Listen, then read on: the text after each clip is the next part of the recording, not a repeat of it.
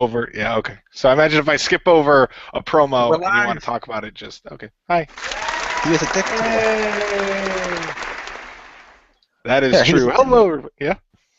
Oh, I said he was a dick to you. He waits till you're responding to him and goes live to make you seem like a dick. Bad That's move, Jim. Bad form. He's got some bad news. God damn it, my sound effects still don't work. What the fuck, Google? Yeah, I don't know. It's So there is some good news tonight. It's not like Google has a whole lot of money. They can't pay to fix this stuff. But hello, everybody. Welcome to another X-Marks the Spot with me, your host, Richter Hammer. Joining me as per usual, as you can see at the bottom of your screen, or as you have heard, we have Marcus Shadow. What's up? Chris, a.k.a. The Mole. I will say hello, and I will also inform you, Rick, they cannot see the names at the bottom of the screen. They just see the actual image of your face. Oh, they don't see the little phone. Oh, okay. Yeah, I found that out the hard way when I was doing one of the unboxings, and for one of them, I accidentally ended up cutting myself out of half of the thing because I clicked on Pew so that she could appear there. I was still doing mine. I was like, oh crap, no, it only sees the video. It doesn't even see my little box at the bottom. No, I've erased myself. I thought it still showed the box. Another Chris has been erased. Nice. Let's hope it's not 3. We miss you, Crispy. Anyway, but and last but certainly not least, we have Jim Phoenix. Hello. So Also known we as are the lady in red. like from the Matrix. Anyway, so we are fresh off an Extreme Rules 2015, ended about 20 minutes ago, maybe or so. So of course. How we do it, we go through the matches, talk about what was good, what was bad, and what we thought of the pay-per-view we just witnessed, or were subject to, however you feel about it. So, should we start with the pre-show? I know I didn't. A good place to start. Okay. I didn't. I know. I'm pretty sure Mole saw it. He did. I unfortunately didn't. I see the recap later, and I saw I missed my 2014 Superstar of the Year, and I was like, damn it. Yeah, I didn't get to see that either. In fact, I missed the first, half hour, 40 minutes of Extreme Rules. Which apparently was all of one match, so fair enough. And talking and stuff. Yeah, I'm talking. I watched the pre-show. I liked the pre-show. I missed the first 5 to 8 minutes of it only because I was catching up on Corey Graves' Culture Shock.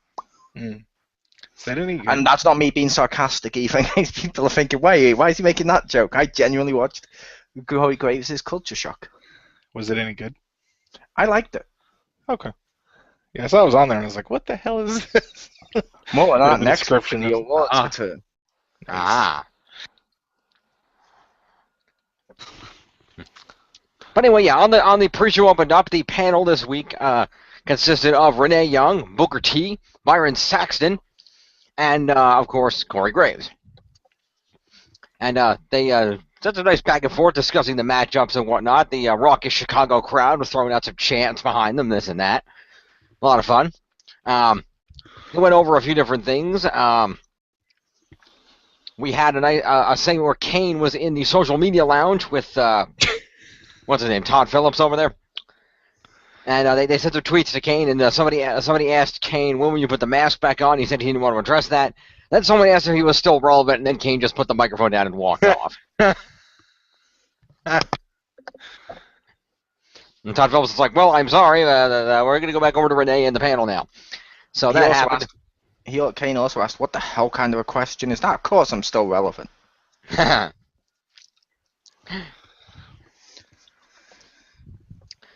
And that happened, and we went to the ring where we had a pre-show matchup between Wade Barrett and Neville, the man that Gravity forgot, because unfortunately the Intercontinental Champion Daniel Bryan is not cleared to compete tonight, so the Intercontinental Championship match has been called off.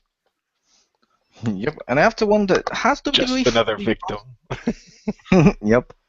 Has WWE actually dropped the Adrian from Adrian Neville's name? Yes, and I don't know why. It bothers me, actually. Yeah, it bothers me, but the reason I was wondering is during the match, the commentators referred to him as Adrian Neville a couple of times. Yeah, that's why I was curious whether or not they actually did that. And I think WWE.com also tweeted about see Barrett versus Neville. Whose side are you on, Wade Barrett or Adrian Neville? Leave your comments below. And I'm like, wait, are you addressing it as Adrian? I'm confused. I don't think they're supposed to be. I think people are screwing up because they're used to his NXT name. But as far as I can tell, they're trying to make him, because we came out the tagline just said Neville. I think they're trying to make him Neville the way they made Antonio Cesaro.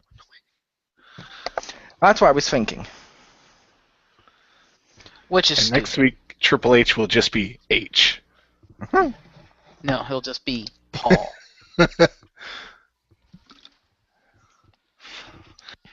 We're not dropping the fake part of their names. They're dropping the parts that can't be copyrighted.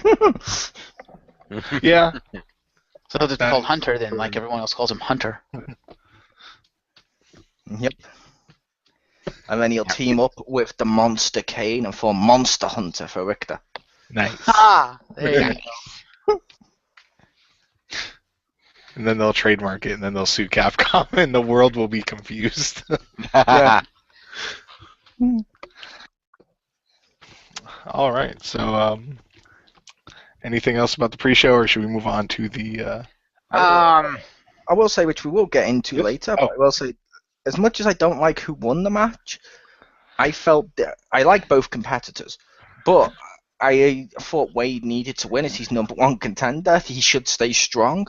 This match, ironically, in my opinion, was better than nearly every match on the actual card. Pretty much. Yeah. Once I saw who was in it, I had a feeling that would have been the case, and I was sad that I didn't watch the pre-show. In my opinion, 2 matches should have been swapped. Uh huh. Dean Ambrose, Luke Harper should have been this one. And then when they do their generic, over-the-top done shit of, oh, let's go drive off the building, because, the people who spent money paying for tickets, they don't care.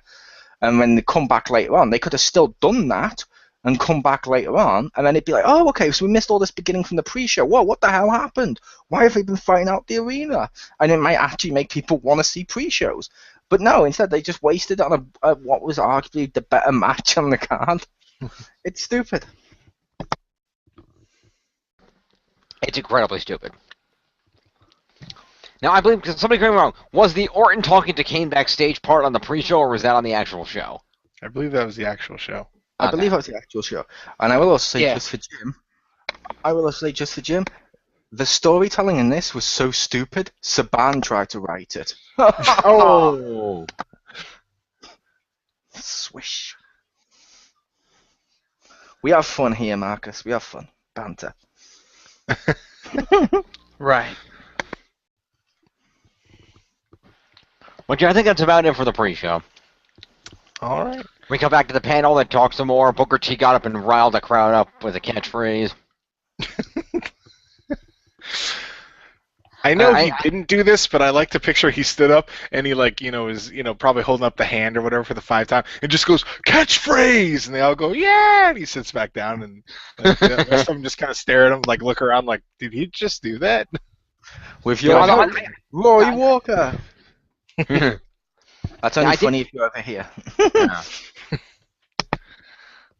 Yeah, I didn't actually hear what Booker T said because I had muted for a second as I was trying to listen to something else. But I think Booker T got up and he was like, "Can you dig it?" I think he shouted, "Can you dig it?" to the audience. I'm not positive. But he was up and he was turned around riling the crowd up, and Renee's like, "Well, Booker T's got the crowd riled up here." Oh, and the other relevant thing that happened was the panel was doing their little conversation, and Dean Ambrose came the hell out of nowhere and he threw Byron Saxton off the panel for 5 minutes, and he proceeded to basically sit and talk about how he was going to beat the shit out of Luke Harper later and how they were going to be the first ones through the curtain to kick the show off, and then he proceeded to leave and he gave Byron Saxton permission to come back to the panel.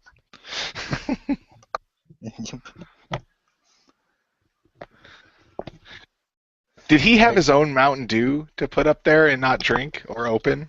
He should have, but he didn't. That would have been amazing. If he just showed up with that, put it down, faced it. Oh my god, dude. I would have been laughing. He's a rebel. He had Monster Energy drink. Nice. No, Dean Ambrose is a lunatic fringe. He had Mountain Dew Code Red.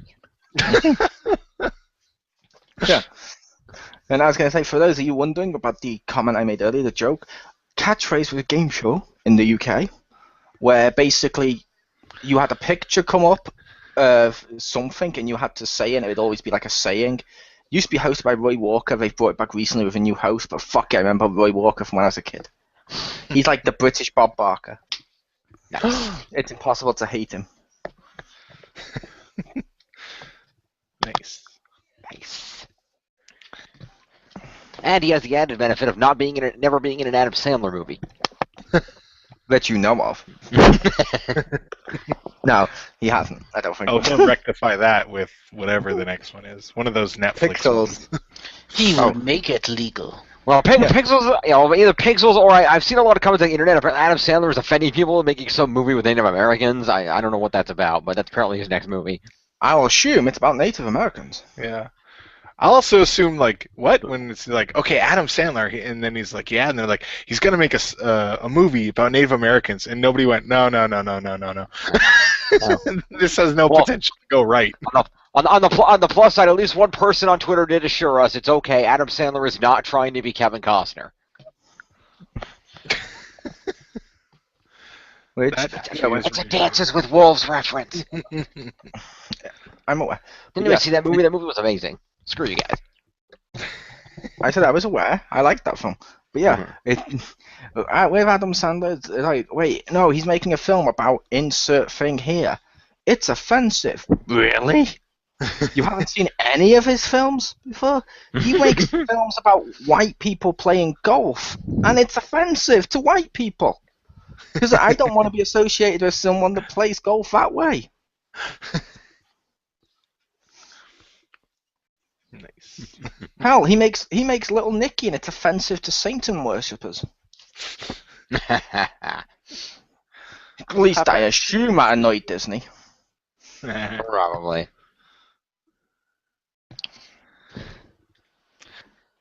Anyway, yes, that was the pre-show. Back to Hammy. All right, and then there was the first match of the night, which, as alluded to earlier, was the Chicago Street Fight, which was between Dean Ambrose and Luke Harper. And I thought, I guess we should say that in the middle of this match, Luke Harper got in an SUV and Dean Ambrose jumped in the door after some finagling, and then they drove off, but there's no countouts, so you knew they'd come back later. But I thought that was kind of funny, actually. They're just like driving off and like, okay then. I did. That was my reaction. I'm like, well, they haven't done that in a while. Nice. Yeah. Hope they haven't done that since Orton did that to Alberto like 1 year ago, 2 years ago. I remember that. 3 months though.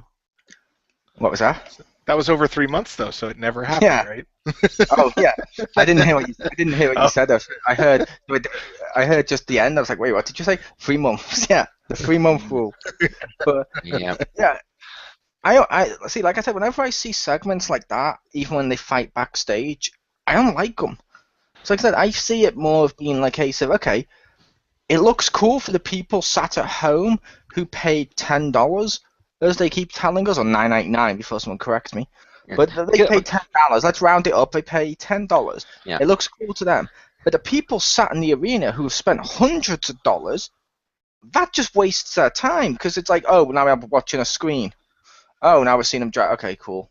It's like stuff like that always annoyed me. Like even when I went to the UK pay-per-views, if they did something like that, I was pissed. I will say that, like, back when they used to have a lot of backstage ones and stuff like that, I always thought those were cool. And then, yeah, you brought that up like a couple years ago when we started this, and I hadn't actually thought of it like that. And I was like, yeah, that does suck for the people in attendance. But the reason I'm okay with them doing it is because I want it in the game. I like that in the game. Because then it doesn't interfere with everyone, or anyone. It's like, and I almost want them to do it every once in a while, just so it stays relevant enough to put in the game. If they'll keep putting it like the backstage areas and stuff in the game, then they don't need to do it on TV because I can just do it. But. Yeah, I have no problem if they put it into the games. It's like I have no problem with the fact that we can now do chair shots to the head, but yeah. But yeah, that was always fun in the games where you could fight through the back and stuff. Yeah.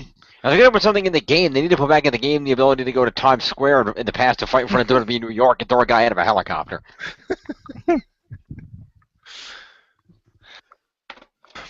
So then the next match or well, I guess in the first match that will conclude on the pay-per-view was the Kiss My Arse match. Yeah. Well, actually, we hit. was there a promo? There was a promo here. We went backstage where Triple H was talking to Kane and Seth Rollins, who he was basically telling Kane, go find out where the hell Harper and Ambrose went and get him back here, please. And then he's like, and Kane's like, I'd rather want you to make sure you remember everything for tonight. And then Seth Rollins marched in, and he's like, and they start arguing with each other. And Triple H's like, no, back off. And you guys supposed to be on the same page. And Rollins is like, that's what I thought, but explain to me if we're on the same page. Why, Kane, you threw me directly into a Roman Reigns spear this past Friday on SmackDown. Yep. And they argued with each other. Triple H told them to knock it the fuck off, and they left. Which there was then that cool bit where Kane got into a red and black ambulance with the original Kane mask on the front, filling up the front of the car. And as the sirens went off, it played his original music as he went to go get him. Ha! That would have been amazing. That sounds like it would have been amazing. Also, during the course of this segment, the fans started chanting boring, boring very loudly. Yeah, they totally did. Kane assures us he will do what's best for business, and we move on to the match. Yeah. This match was... Did you want to announce what the match was? I said the Kiss My Arse match. Where I was exactly kind of cut you off. I didn't know if anybody heard that. Okay, yeah. I apologize. That's fine. It was the Kiss My Arse match where the winner is supposed to kiss, or the loser is supposed to kiss the winner's ass. Now, Arse. Well, an arse got kissed, I'll say that. This is PG, we can't say ass, we have to say arse. I know, which is funny. So in other countries, they're like, oh, they're saying that on TV? Like holding up the two fingers or whatever. Well, they were giving other countries. It's like the time they had Ozzy Osbourne as a guest star. And this is actually Jargo's book where they were going to do this funny segment with, I don't remember who it was at the time. But they were going to do this funny segment with somebody, and he was supposed to walk off, and Ozzy's supposed to go, who was that wanker? But as Cristobal will tell you, you can't just say wanker on TV in England. Yeah, but I was also going to say, logically speaking, with the fact Sheamus is the one that brought this match up, it would make no sense for him to say, kiss my ass. That's not what he'd say. He'd say, kiss my ass. True. Yep. Which means I think they did it just because Sheamus brought it up. Yes. Which is fair enough. Or he brought it up so they could say it. I don't know. I'm not sure which came first. The chicken. No, the egg. Oh, the arse.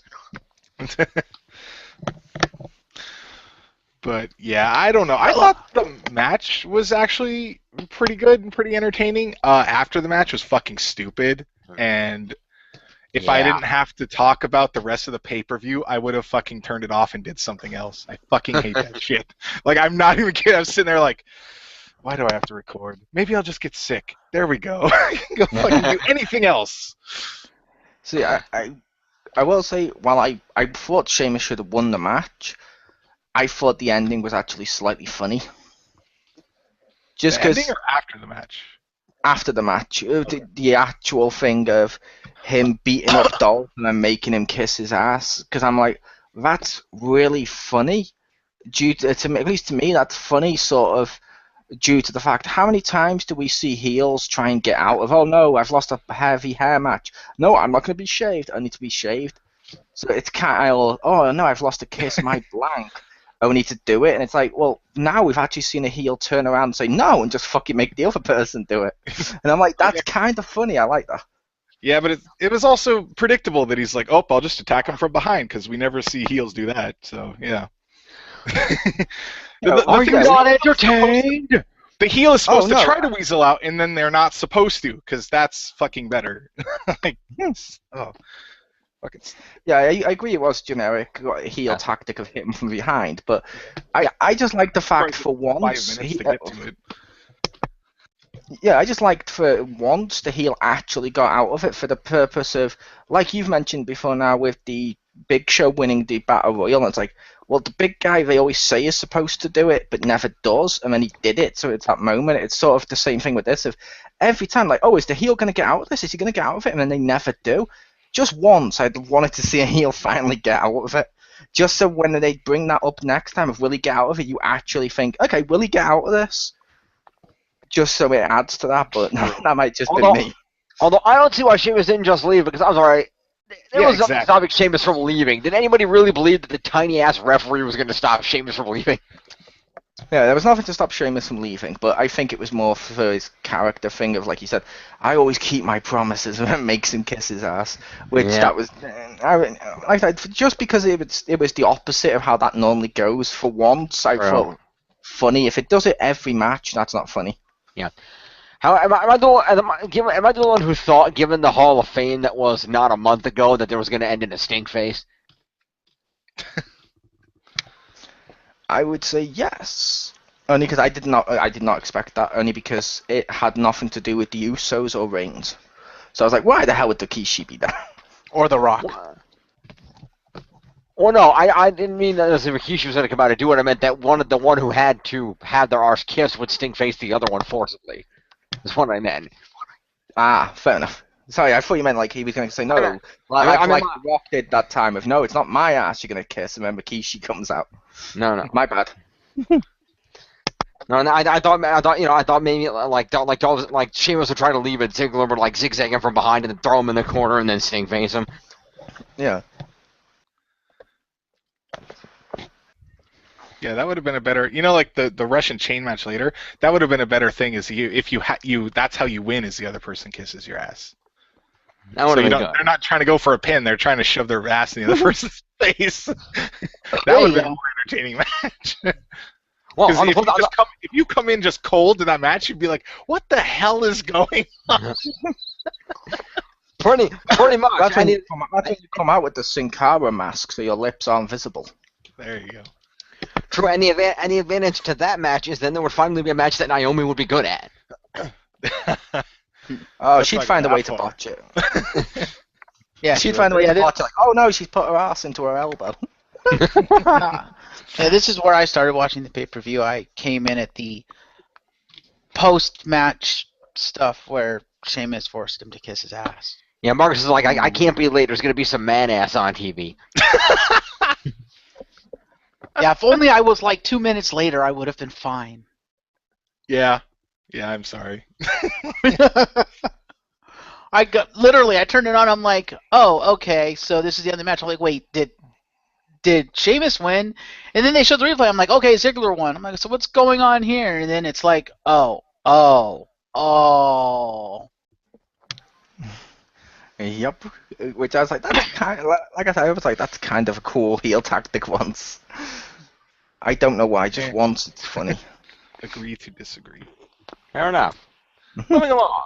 So, was there a promo after that one? There was not. Okay, so then up next was the tag team champion match. Where, I believe there were some WWE Network ones. Oh, yeah. All the commercials are not promos. Yeah. Those are, yeah. But where Tyson Kidd was wrestling against against the New Day by himself. With Natalya in his corner. With 80s apocalyptic dressed Natalya, yes. Yes, she looked awesome. # Shadow approved. Hmm? If she's dressed like that and she's not fucking exploding people's heads, it just looks weird to me. I want her in the new Mad Max game. Like, that's what she looks like she's dressed as. Like, it looks kind of cool, but it looks really fucking out of place. I can agree with that. I like her with the ponytail. I think the ponytail's a good look for her. Which, yeah, she did look hot, but... It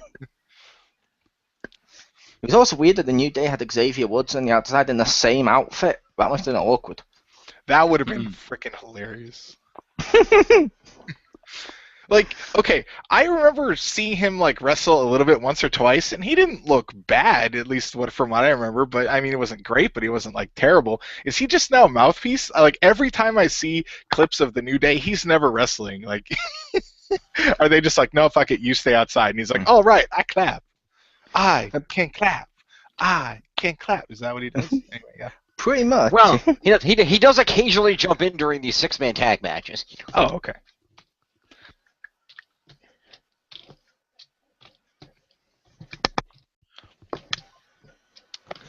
But yeah, yep. Like they like to say, Big E's the power, Kofi is the athletic, and Xavier is the brains. So that's why he wrestles the least, because he's the intelligent one, the brains of the operation. Gotcha. But yeah, this match, I thought it was okay. It just felt like until the end of it, really one-sided toward Kid and Cesaro. It seemed like anytime New Day like countered anything, it would just get countered. Like any kind of momentum or anything that they would get in their favor, it's like nope. And I was like, this is really one-sided. So that made the end a little bit more unexpected to me. Yeah. Also, I think Marcus and I agreed that we want the new big swing into a dropkick double team finisher in the game. That is a cool one. Yeah, that was. I was like, okay, he's going for the big swing, and then Kid comes up, boom, drop kick. I'm like, oh. That is the best use of the giant swing ever. Be careful though, that is a foot to the head. Give it a month, I'll be banned. That's true. This is true. If they have it in the next game, Richter, I think I just found our new tag team finisher. Richter, what? Swing 'em! It wasn't the New Days one? Okay. Oh man, I gotta do the swing. Oh. I thought we were friends, man. Well, it makes sense. You're the powerhouse, so you'd be the one picking them up. Yeah, I know. I just. I don't like the giant swing. I only like it in that double team. Yeah, exactly. Me too. In that combo, you're the athletic one? Boom, your mind is blown. Well, no, I mean, sure, that's what the dirt sheet says. I'll leave it at that. Why not? I'll also say Richter's the minority in that group too. Why not? No. Where are we wrestling? No, you guys have to modify the finisher though. Instead of the big swing into a dropkick, what you do is Marcus attacks the guy, and Marcus puts the guy in like a Taz mission or a chicken wing or something, and then you pick the guy up and you swing him around while Marcus is chicken winging him. You know what? If I could do that, I would accept that. That would be swinging me around with him? Yes, while you're holding on to the dude. That would be a spectacle. Actually, that'd be amazing. And then when you release him, I spin around and drop into a cutter. That would be awesome. Boom. You're not that good. Oh, I am. Can he do it? He can, and he will. Believe that. Yeah, he's that good. When Richter was in the ring cleaning house to build up the finisher, Mark was on the outside posing. True. He's our Xavier Woods. Pretty much. Thanks. I'm sorry, I just thought of that. Marcus is on the outside clapping. Poor Xavier. I remember when that used to be the only really taunt you could. Nice. When that in the games, that was the only taunt you could do. On the outside was like clap or like the raise your hand. I remember like doing that way too much to build up the finisher. Yeah. But yeah, I don't know. What did anyone else thought of the match? It wasn't a terrible match. It was pretty athletic. Yeah, I mean these guys are all very talented guys. It was pretty good. I hate what came straight after the match, but the match was pretty good. You mean the return, or? I mean the Spot Monkey wasting the tag team division. Yeah. Pretty much. Literally, they just won the tag team belts. There's no need for fucking Dean Ambrose to jump into them all. It's like, really? Okay, that doesn't further bury the tag team division because it took them ages to get up afterwards too. It's like, what the hell is this? Well, he had that extra height from that Ford Explorer. Yeah. Yeah. Plus they just ran back over the titles. They weren't clapping, so they didn't recharge their power. Yeah. Yes. Also, he pulled up in a black van with blacked out windows, jumped off into 3 black people. I'm pretty sure that's a hate crime. Pretty much. I kind of thought he was gonna. I know this is a bit too like they wouldn't do this, but I kind of thought after he did that, I wanted him to get up and look at Renee and be like, "Hi," like just randomly in the middle, because I thought that would, besides the real reason, I think it'd be kind of funny because it'd make him look crazy, like just in the middle of the match, he's like, "Hi," a random person just walked away. Yeah.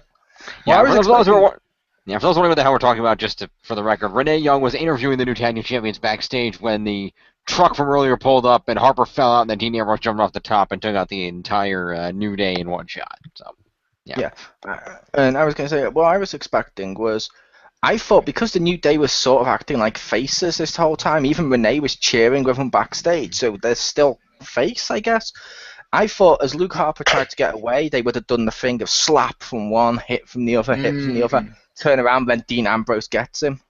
Not, we're going to waste the tag team division to a guy who just uses weapons and jumps off shit.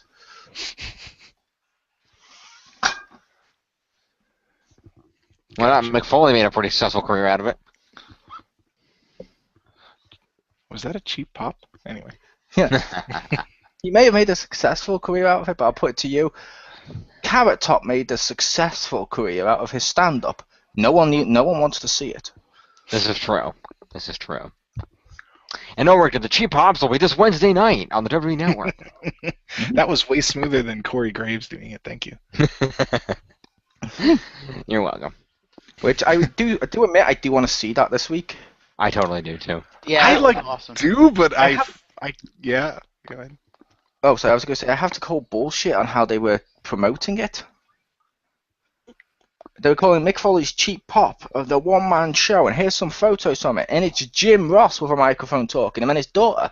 It's like, no, a one-man show is just one person. You don't get guests in a one-man show. That defeats the purpose of a one-man show.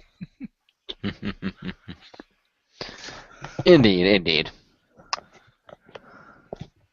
But anyway, as we continue on, Dean Ambrose and Luke Harper continue their match into the arena.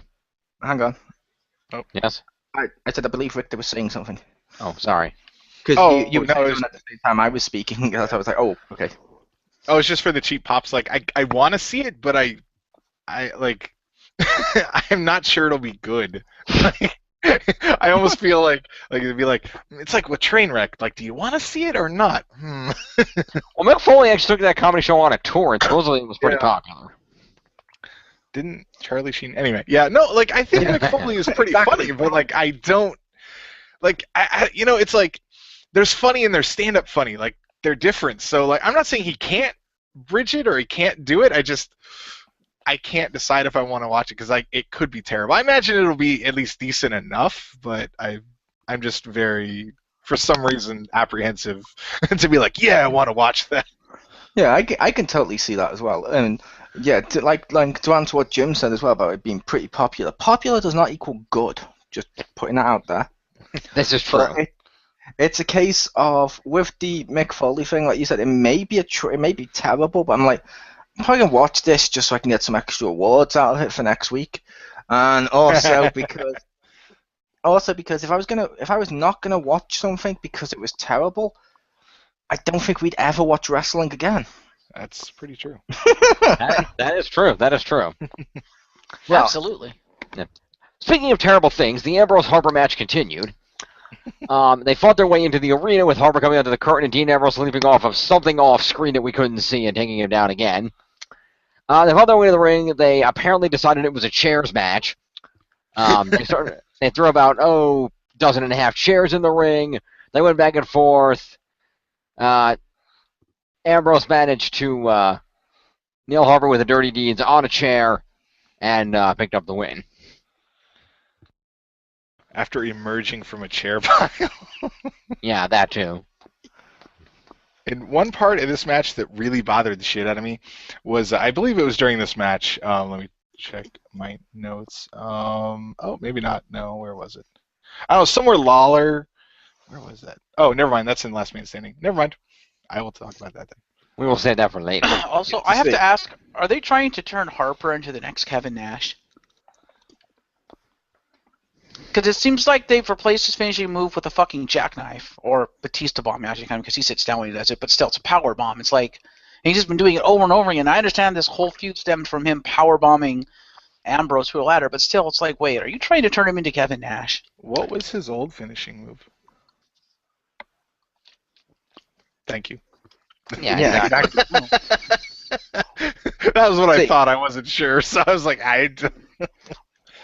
See, the only thing that annoyed me during this matchup was I'll admit I was looking at Twitter during it, was someone called then the number 4 in Ever Degenerate tweeted, Luke Harper lost? Bullshit! # cancel the WWE Network. Ha! Fact. Actually, now that I think about it, previous finishing move was a big boot, so maybe he was Kevin Nash way back then. For the record, according to Wikipedia, trademark, Fair for the journal, I did not really post that. I am aware it was a joke. no. Actually, as his finisher was apparently a discus clothesline or lariat, as it's sometimes called.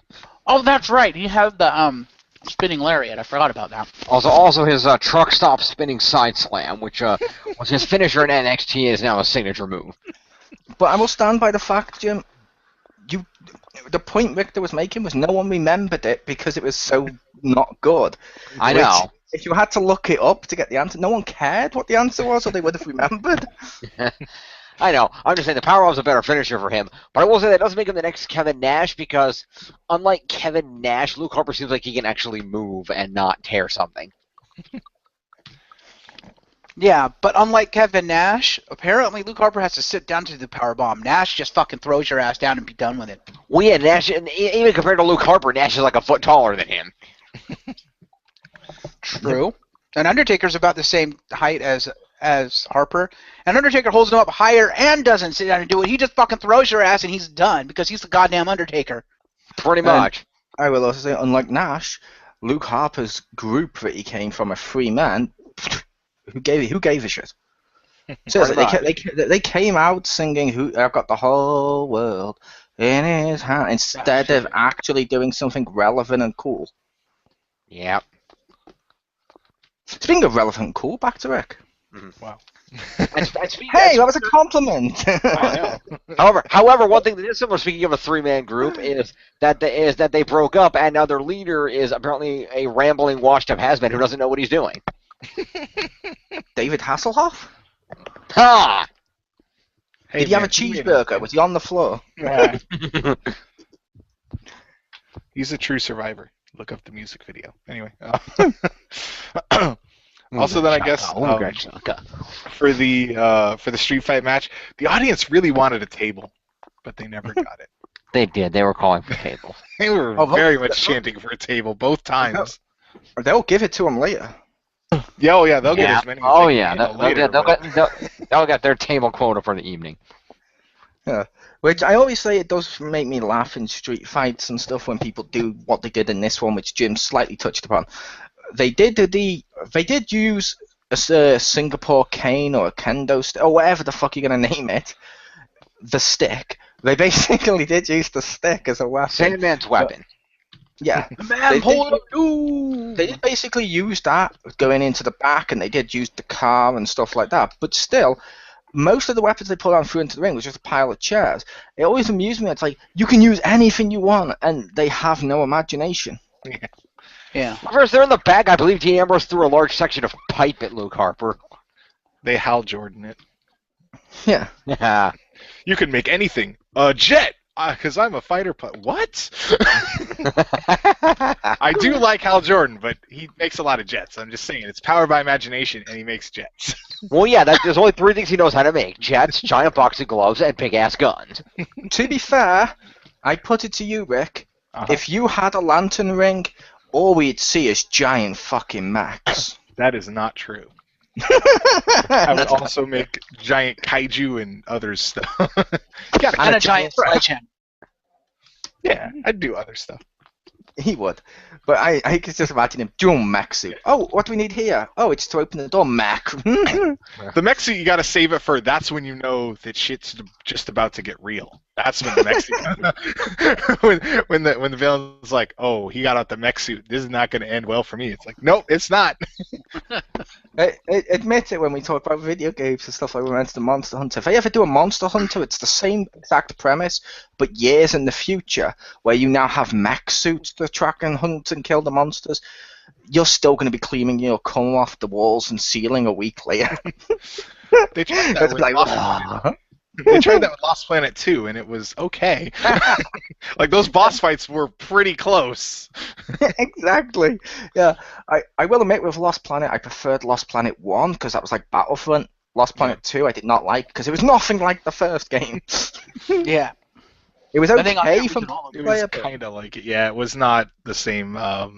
It didn't have the same feeling. Like, it looks similar, and like there were some similarities, but it didn't feel the same at all. Yeah, exactly what Daniel Bryan said when he was making love to Brie right in front of Cena. Nice. He's like, okay, I'm making love to my wife, yeah. She looks the same as yours, but she doesn't quite feel the same, you know what I mean, huh? Just imagine I'm doing this to Nikki, huh? Damn. Yes.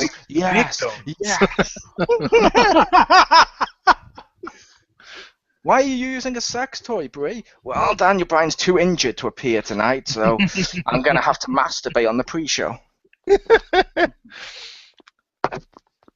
Hashtag lifetime subscription to the WWE Network.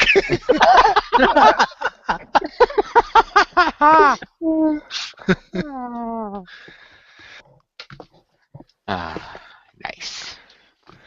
We have fun on these shows. Not even halfway through. I know. It gets crazy. Okay. So Luke Harper got knocked out of some chairs. Moving on. There we go. So It was was the there a promo? chairway to heaven. Wow, nice. I'm surprised that's not like somebody's move. The chairway to heaven. Stairway to heaven. Maybe It's that's the like curb stomp onto a when chair. Cena pulled all the chairs down on Wayne Barrett. Oh, yes. That would also work. That works. Was there a promo before the next one? Nope. Okay. Because I watched the promos, but I never note them. Anyway. Well, technically there was a promo, but it got interrupted by a match. We got interrupted by a match. Oh, I see. I got you. Okay. So the next up, I believe, was the Russian chain match. That is correct. All right. Which I don't know what. Obviously, you people are going to say what you think. That sounds more dismissive than I was supposed to.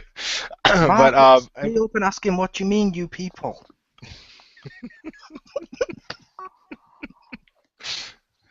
Poor Marcus. What I'd be poor Richter if he did that, because you look racist. I know, but he didn't do it. So. Wait, we haven't heard from him in a while. I'm not famous, Marcus. Calm down. He's like, I have Skype on my phone. No, just keep talking. It's fine. It's fine, Richter. Just keep talking. Down in your window. Sitting at your couch. But, I don't always stalk Richter's wife, but when I do, I like to dress up like DDP. And trust me, that's not a bad thing. That's a good thing. That needs to be a shirt.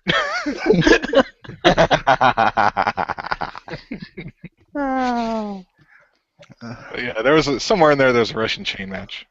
Yeah, something. It was, and I don't know. I thought it wasn't too good, and then I was sad because Lana got sent to the back. I was like, no, what are you doing? Yeah. Chain Just matches just crush aren't. my hopes and dreams. Chain matches, while they're unique, they're not that fun because you're tied together, so there's not much you can do. It's kind of boring. Yeah, I would also say this match was sort of weird because, like Marcus said, chained together they can't do much. That also means for a month leading up to this, as we've discussed with Richter in great detail on his X-Smarks, which he appreciates as he drinks from his X-Smarks coffee cup, we basically John Cena has been against Dean Ambrose and put on a good match, which Luke Harper and Dean Ambrose haven't done since. He's been putting a good match with Stardust. He's putting a good match with Wade Barrett. He keeps putting on good matches while he's US champion. Then at the pay-per-view, the one you pay money to see, they go, no, let's just chain him together. What? Yeah. Yeah. It could have been worse. There could have been duct tape. Oh wait, I wouldn't mind Lana with duct tape. Ha! nice.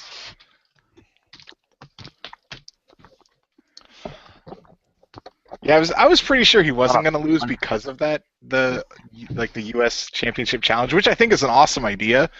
So I was pretty sure he wasn't going to lose because of that. But yeah, the match, I agree. That's why I said at the start of the match, I said, I can't believe we're actually in this position, but does anyone want Cena to lose? And the only reason why is just because he's been putting people over so well. They're using him right. Yeah. And I know this open challenge, could build to someone returning and their music hitting and just taking him by surprise. Like, you suck, or that probably won't happen. Or Taz's music, or someone they returning, or something. You know what I mean? It has the potential to build to something amazing. And if they killed it now, it'd be like, why are you killing it before we get the payoff? Oh wait, I forgot what company you were. Yeah, I was gonna say that's what they do. John Cena, I'm here to win back that title for all these American maniacs, brother. Wow. Is he dressed as Mr. America? That was the point. You're holding Mr. America's belt. Yeah, he's dressed as he's only Mr. America. That's who he was. It's not like he was anybody else in a mask or anything. I believe Mr. America was Curtis Axel. I do have proof on that. They do seem to use similar catchphrases. You know, I hadn't thought of that. Damn. Which reminds me, I lost track. Somebody check and see if Curtis Axel's still in the Royal Rumble. Am I the only one who's disappointed that they're continuing with the Rusev thing? It's like, really, you can't come up with anyone else for Cena to fight, so you're just going to keep being Rusev? After how many times Cena's beating him? I think it's less about fight. Yeah. He beat him once. This is the scheduled rematch clause that every championship gets when they lost. Yeah, and then they're going to fight again at Payback. I'm like, really? I'm talking about after this. I'm like, this should have been the end of it. No, he gets to fight him again. I'm like, really? Are you going to make Rusev, everything you've built Rusev up to be, you're just going to fucking throw it away and feed him to Cena every month because you can't come up with anything else for them to do, really? Yeah, to be fair, nowadays, with the fact they do pay-per-views every month, most feuds tend to go 3 or 4 months. Yeah. If it goes over 4 months, like Wade Barrett versus... Not Wade, like... Oh, fuck, what the hell's his name? Bray Wyatt. Thank you. I was remembering the initials and the wrong way round, but yeah. Bray Wyatt versus Dean Ambrose, that went too long. 3 months of it, fair enough. But when it went to 4 or 5, it got ridiculous. Yeah, the biggest problem is you have Rusev, and the issue with Rusev is that he's kind of already... Well, yeah, and the problem is he's kind of already beaten everybody on the roster. There's no credible threat left to fight him unless you put him against Neville, which would actually be awesome. But there's nobody left for Rusev to fight because he beat everybody. The most credible threat he had was Jack Swagger, and he beat Jack Swagger like 9 times. Yep. So there's nobody credible to put Rusev against right now besides someone like John Cena. Or someone like Roman Reigns. Yeah. That could be interesting. Now lost 2 times in a row after building him up as this unstoppable monster. It's like... And then you're going to have him face Cena again, and he's probably not going to beat Cena because I don't see them putting the belt back on him, and it's just like, really? You're going to take all that build up to the unstoppable monster, and then all of a sudden he can't win a match? No, that's terrible. You're burying Rusev at that point. I would make the case it may not be burying, only for the simple reason. Name one time WWE's ever had a credible, unstoppable monster, then he's lost, and he's just gone back to not losing for the next couple of months. They normally tend to do that. I hate that. Like Umaga, look what happened to Umaga. Hopefully Rusev's not the next Umaga, but still. No, Rusev's not the next Umaga. He's just going to lose to John Cena at the next pay-per-view. They'll keep him on TV for a month, then he'll come back as the undefeated Rusev. Yeah. Yeah, I just mean, it's like when Big Show debuted on WWE TV and he threw Austin through the cage and stuff like that. And it's like, oh yeah, he's the unstoppable Big Show. After the second he lost, he was jobbed out for like 3 or 4 months to the McMahon-Helmsley era. Yep. I don't know why they do this. It's like, okay, we get that they can lose, but don't make them lose multiple times. I do understand that part. But it's, at the same time, it's like, he had to lose twice. No, Go ahead. Sorry, I was going to say to Rick, I made a joke during this, Rick. Rusev can't lose the next match. It's an I quit match. He can't speak English. How's he going to say I quit? Literally, Cena can't overcome these odds. No. It's not like he's going to overcome and teach him English. Oh, that'd be an amazing segment every week. Cena teaching Rusev English for the sole purpose of making him say I quit during the match. He's been waving a lot. I'm like, tell him I quit, and they're going to be like, nope, it doesn't count. Bring back Matt Striker or Shane Douglas. Whichever teacher gimmick you prefer. Perfect. But no, the thing that makes this stand out, that just makes it seem really terrible, like they're burying him, is the fact that he hasn't fought anybody since Cena at fucking WrestleMania. And it's like, so he's like, no, Cena, I am not going to face you until pay-per-view for a Russian chain match. And he comes out and he loses.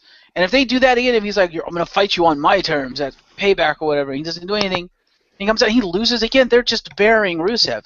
If he comes out, on a weekly basis or whatever, at least a couple times, and he fights people that aren't Cena and actually wins, and then goes to fight Cena and loses, okay, fair enough. At least they're still having a win. They're still keeping, everything they built up for him, building him as the credible threat. But if all he does is now that he no longer has a title and he's facing John Cena, he's just losing, you just wasted what you've built up for him, at least in my opinion. I could possibly see that. Yeah. That's why I'm a little upset, because I'm like, he's not doing anything except losing. If you have him on the show and actually have him win, or maybe not even win matches, but crush people, like, squash type stuff, where he interrupts someone and just, like, throws him through a barricade or something, fair enough. But you need to do something to keep the credibility of this unstoppable monster that you've built up. Yeah, he's been stopped, but he's still a force to be reckoned with, and he's still this big monster that only one person in your entire locker room has been able to beat. Keep that momentum going, keep it built up. Otherwise, you're just going to squander it all, and he's just going to become some little chump jobber. I'm relatively sure that they were keeping his momentum up by the fact that he came out and choked John Cena out with a chain 3 weeks in a row. Yeah, you also had that way. He made him looking strong by him always getting the offense. But I will also make the comment of, just because I know Marcus did this every time we said that, I believe, Marcus, he lost multiple times. Or did you forget the time he was DQ'd? Yeah, that's true. And Jim, he only came out with the chain once, and that was to announce the chain match. After that, he was like, nope, I'm going to wait until the pay-per-view. It's like, no, he also choked him backstage. Yeah, clearly that's not true, because if you had actually watched the promo before the match, you would have seen at least 3 different clips of him attacking John Cena with the chain. And yeah. Okay, so... Yeah. He came with the chain and announced the match. Then one time he came out and he punched John Cena in the face with the chain like brass knuckles, and he started whipping him with the chain. Then another time he took him back down to the backstage area, and then he used the chain to put him in the Accolade. Okay, but that's attacking John Cena. That's not doing anything else to keep his gimmick up. It's like Cena's coming out every week wrestling different people. I'm sorry, going into this match, Cena looked a lot more credible than Rusev, because all Rusev ever did was attack John Cena cheaply with a chain. It's like, have him come out and actually do a match, or like I said, squash match. It doesn't even have to be a full-on match. Just have him come out and waste some chump. But keep the gimmick going. The gimmick doesn't keep going if you're attacking only the guy that you're having a feud with. It doesn't work. Richter just said he also did Ryback. I don't remember the Ryback one, but okay, fair enough. I don't know if they had a match or not. I just saw it. Yeah, you saw it in the promo. Yeah. Which, yeah, I will say as well, just because it was also in the promo, and we would talk about it now, I mentioned to Jim, when he put the chain around Cena and did the Accolade thing with the chain, one of the most hilarious things I have ever seen. Or it might have been Marcus, I said it too at the time, because the chain went over his nose, but that's fair enough. But I don't mind the not choking aspect. But Cena's face followed by Rusev's in the back of it looked fucking... I was like, what? This is hilarious. It was like a cartoon still. Yeah, I could watch this all day. This is hilarious. Someone gif it now. Hey, did you see that still, Richter? In the promo they showed it, and that was super uncomfortable because like I get nosebleeds really easily, and the thought of that chain, I was like, oh my god, that would just be blood everywhere. If it had my nose at that angle, I was like, oh, I can't look at that. If you get nosebleeds easily, how did you no-sold steel stairs to the face? Because I was playing as Roman Reigns. You have one job.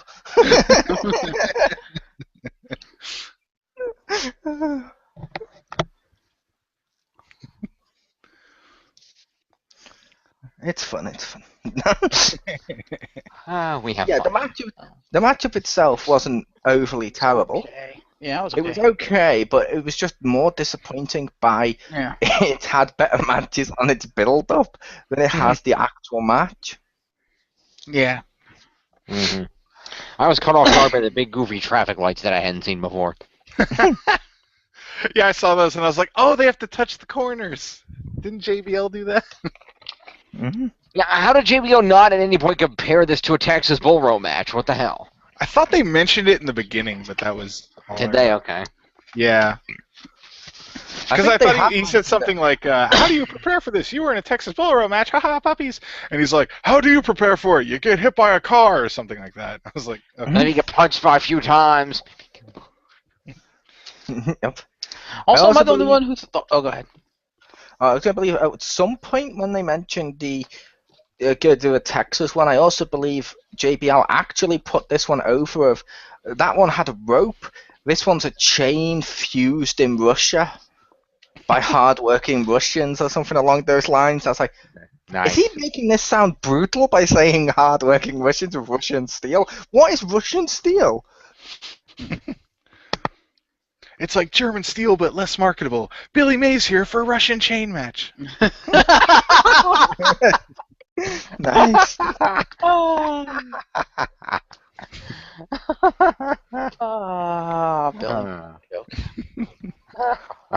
No, but am I the only one who thought when they were doing the test of strength stuff, when they were doing like the tug of war between each other, am I the one who thought looking at the two of them at Rusev and Cena, and no offense to Rusev, but yeah, there's no way Rusev is stronger than John Cena. Just looking at it, it's like John Cena looks like fucking ripped, and it's been proven that dude is fucking strong. And just looking at him, I'm like, okay, Rusev is big, I'm sure he's strong, but just looking at him, it's like, yeah, there's no way you can win a tug of war with John Cena, dude. That's because, fact, Russian chain actually contains 10% kryptonite. Nice. And by the kryptonite, I meant the odds were in Cena's favour of winning the tug of war. Thus, it is kryptonite. Pretty much. You just made me want one of those, like what they did with the stairs when they had the like numbers thing of the Russian chain. I want that. Each link was hand forged by 15 hardworking people. It's like 15 hardworking Russians. They had to go through 3 or 4 greater rifts in order to fuse this together.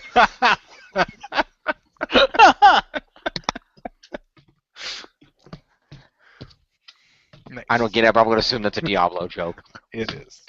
It was. Hellforged chain. Fair enough. I was kind of hoping they'd break out the stairs one when later on in the evening Big Show put the stairs next to the announce table.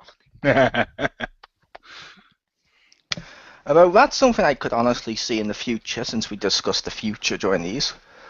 I could honestly see in the future, if Daniel Bryan has one more match in him, I could kind of see Rusev versus Bryan, and have Rusev end Bryan's career for heel heat. I can see that. That'd be interesting.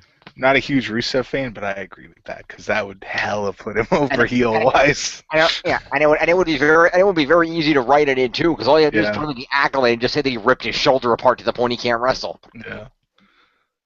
Yep, that would work as well. And also, get Rusev to come out the next week in a T-shirt that says "Yes, yes, yes" in Russian. Yes. I guarantee you the amount of butthurt from the Daniel Bryan fans, and from the just general people at the same time who are like, "Boo, yeah, we're all for America," and he's doing that in Russian, and the Daniel Bryan stuff. That may be the loudest heel heat I will ever hear. Indeed. And that's when Roman Reigns comes out to challenge him, thus reversing everything WWE fucked up with this year. Pretty much. So, next match, Mr. Hammer. All right, the next match, unless there was a promo. Nope. All right, was the Divas Championship match. Indeed. I will have to say, #thank you, Nikki, for putting us out of our misery. Or putting Naomi out of our misery, I should say. Pretty much. This wasn't a good match.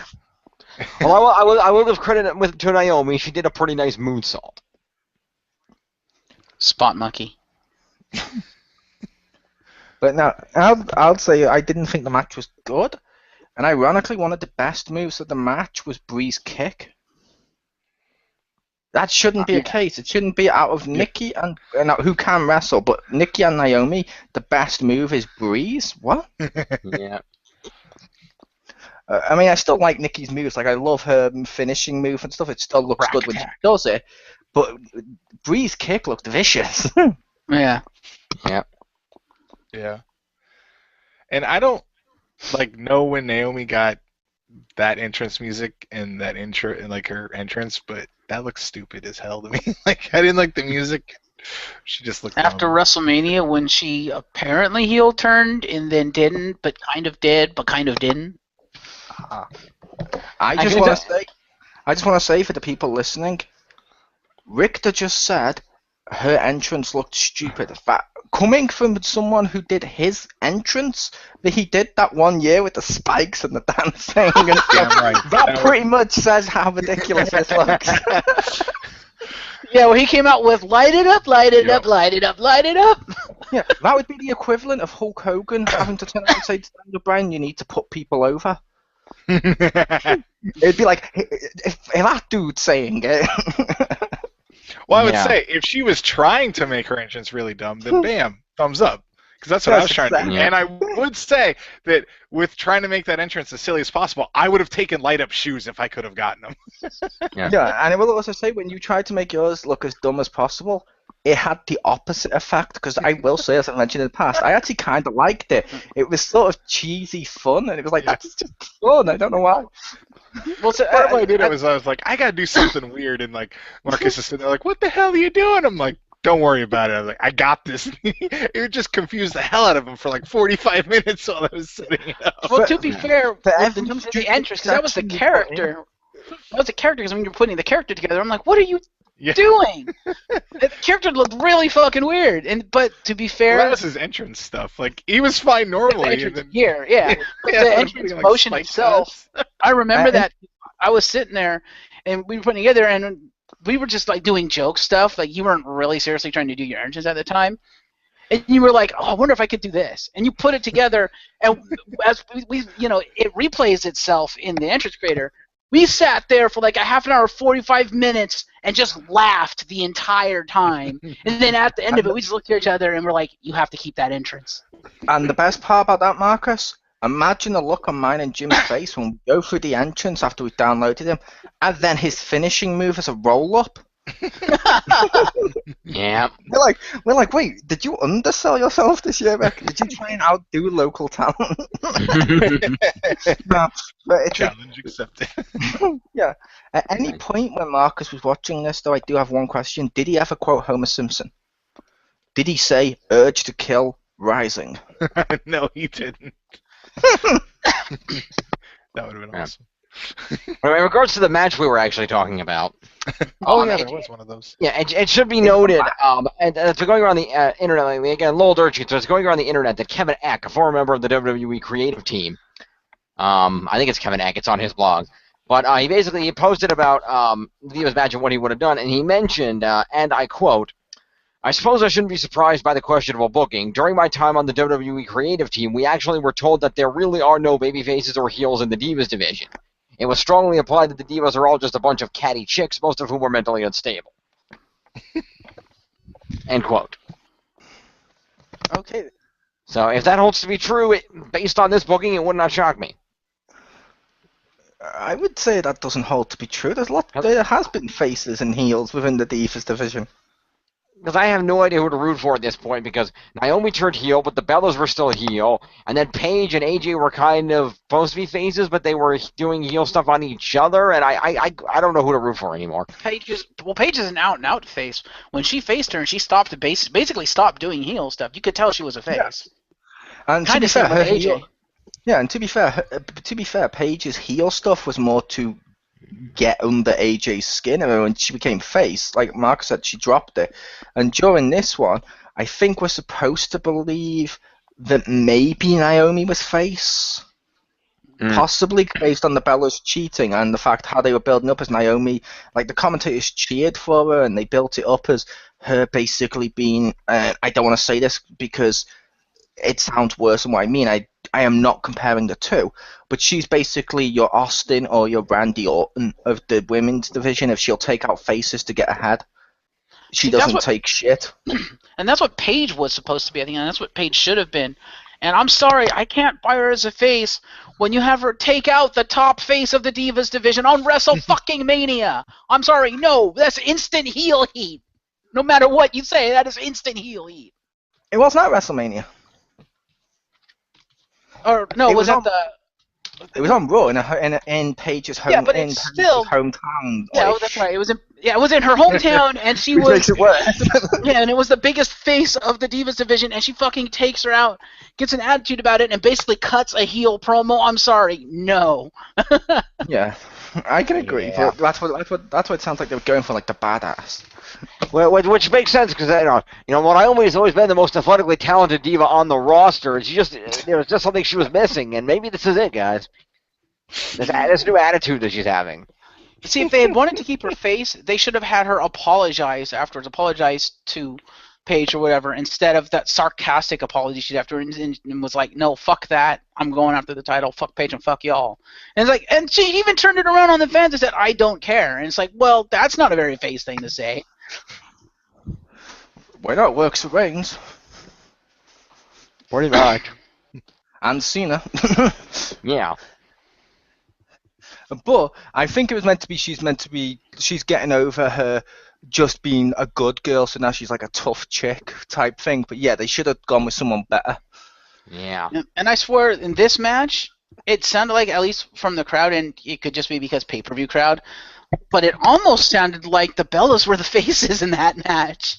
Yeah, it may have been, but I was just making the case of there had been, up until this point, there has been heel and faces in Yeah. Divas division, and whenever we get them, it's obvious to tell which one's which. Yeah. Until today. Until today. Yeah. I mean, Of that's course, like part of saying, that oh, is well, the crowd, though. that's like, yeah, because as I pointed out when I saw that thing too, Jim, it's like the guys do the same thing. You'll get guys like Big Show and Kane constantly turning. You'll get them doing all this shit. And it's like, so does that mean the guys' division is filled with catty chicks, or is that dude just a sexist prick that got fired and now is bitter? Yeah. Yeah, I think a lot of the confusion too stems from the crowd, because to a degree that's one thing that the WWE creative team and stuff can't predict. Like, case in point, the Tyson Kidd match. It's like, that match, I'm sorry, Kidd and Cesaro were the faces of that match. If you listen to the crowd reaction, Yeah. you're based totally off the crowd reaction. They were getting huge pops, and they were booing the shit out of the New Day. To be fair, if you listen to with the tag one, like I mentioned, when they won and they were celebrating, you did see loads of the crowd celebrating with them. So it may have been the mixed thing. It might have been just Booker, but on the actual ramp, when they were going up the ramp, you could see all the people clapping as they went up there and trying to touch them and doing all the cheering. So I'm like, I don't know which one. I the thought other thing maybe it was too, because they were on camera.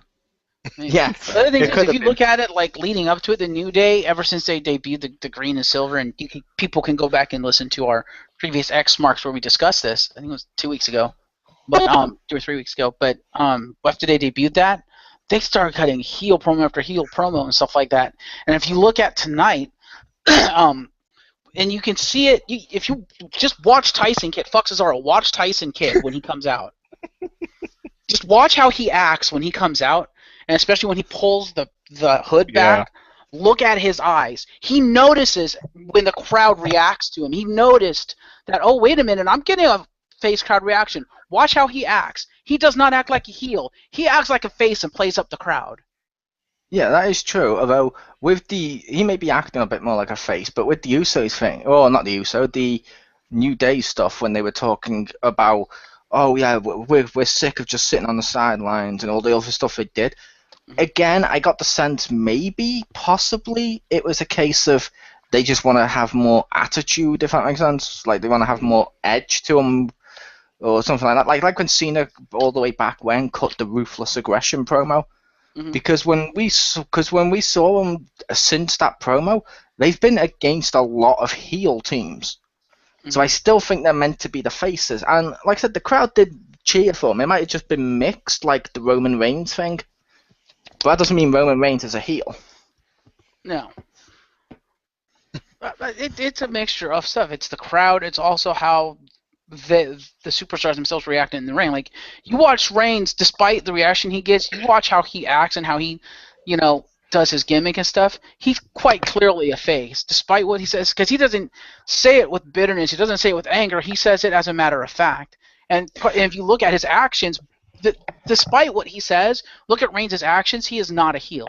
All his actions are face actions. And that's why I was saying, look at Tyson Kidd tonight at Extreme Rules. You hear that face reaction, but you look at what he does not act like a heel, at least not in this match.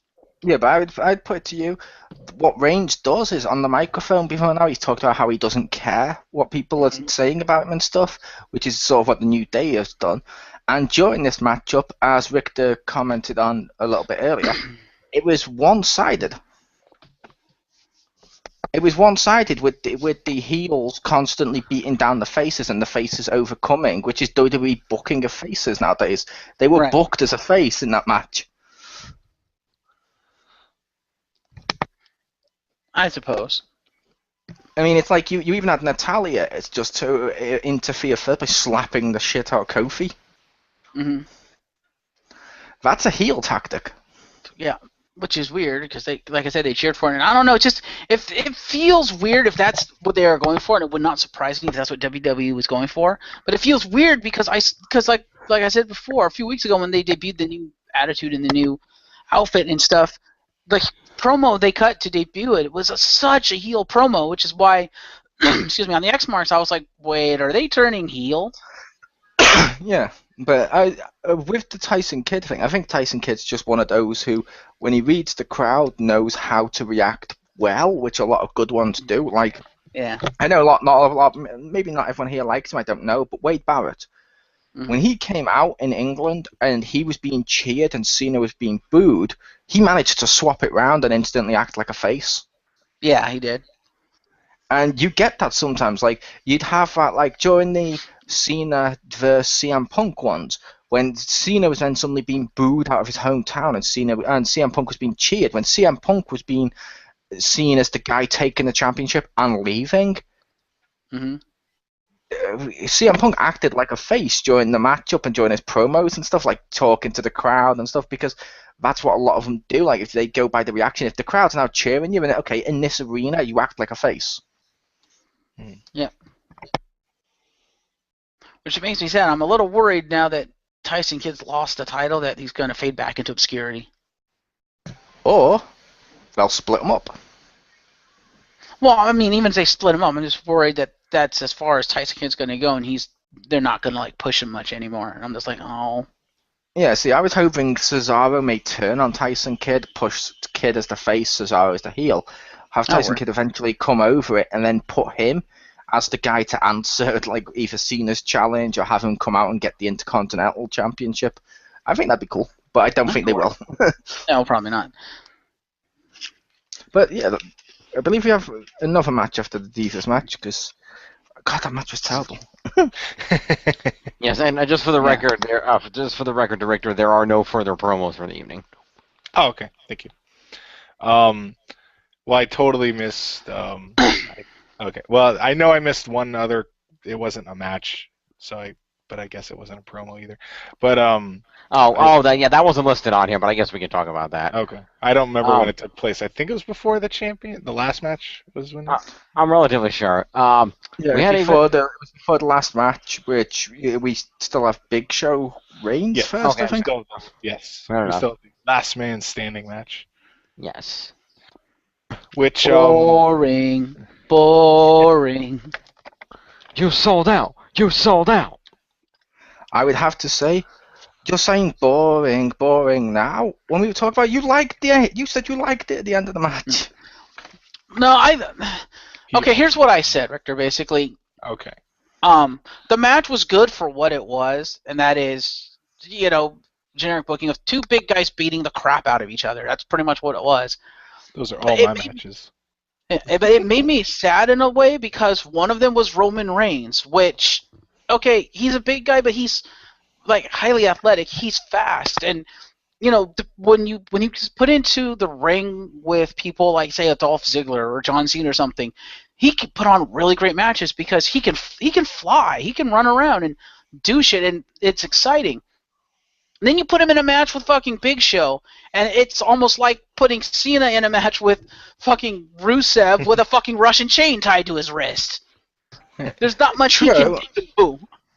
True, although the part I was referring to was at the end of the matchup, you did turn around and say the sentence to us, that wasn't as bad as I thought it'd be. That was actually pretty good. Yeah, it's not as bad as I thought it was going to be when I saw, okay, Roman Reigns v. Big Show, last man standing. I'm like, wow, this match is going to be entirely boring. And I was like, okay, no, it wasn't entirely boring. It was pretty good for a big man match. But I attribute a lot of that to Roman Reigns because, no offense to Big Show, and he's good. I love Big Show. But he's big, and he's slow. And if you put him with the wrong person, like Mark Henry, oh my God, it becomes a snooze fest. And I think Roman Reigns pretty much, mostly carried that match because of his attributes. He made the match interesting, and he was actually able to play to Big Show's strengths, and therefore allowed Big Show to look interesting. Because Big Show is good enough, if he's put into the ring with the right person, he can look good.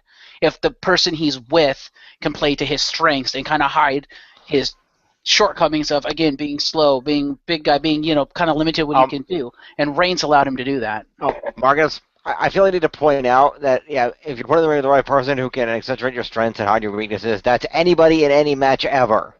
Not really. Yes, really. If the person you're with is good enough and can do that, it applies to anybody ever. Case in point, The Undertaker has made the Great Khali look credible in a wrestling match. Thank you. I rest my case. Yep. Damn. What I'm saying is Big Show is good enough to take advantage of that. That's what I'm saying.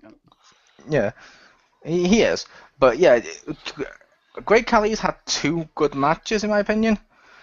Or 2 great people to work with him. He's had a good match with an enjoyable match with Undertaker, and also with Shawn Michaels. When he was against anyone else, fucking terrible. Yeah. But I feel like Shawn Michaels can make anyone look good. Yeah, and I think Roman Reigns is one of those guys that can elevate a match. Which I think it's a good attribute for Reigns. What's that? I said except Ken Shamrock. Yeah. No. But that's only if a lollipop's involved, because he ain't going to drop his lollipop. I'd be unprofessional. No. Hell, let's not forget, Shawn Michaels made God look good. Yep. But yeah, I'm not gonna lie. I did find this match a little boring. I'm not gonna lie, especially in the middle of the match. I was like, when is this match gonna be over? This is getting kind of boring now. Yeah, they had some good spots, and it was, like I said, it wasn't a terrible match, but I was just like, okay. Hey, just going into generic territory. Hey, the next match is a cage match, so it wasn't going to happen. So this match could not end until the audience got their table quota for the night. God damn it! Yeah, true. I will say this match, I didn't hate it. I didn't love it, but I loved what it was doing. Yes. Because one thing we complained about was the fact Reigns may go back to looking weak now, and he was being dominated during the matchup, but he kept coming back. And even though I called it when I said he's going to run up the stairs, and boom, he did.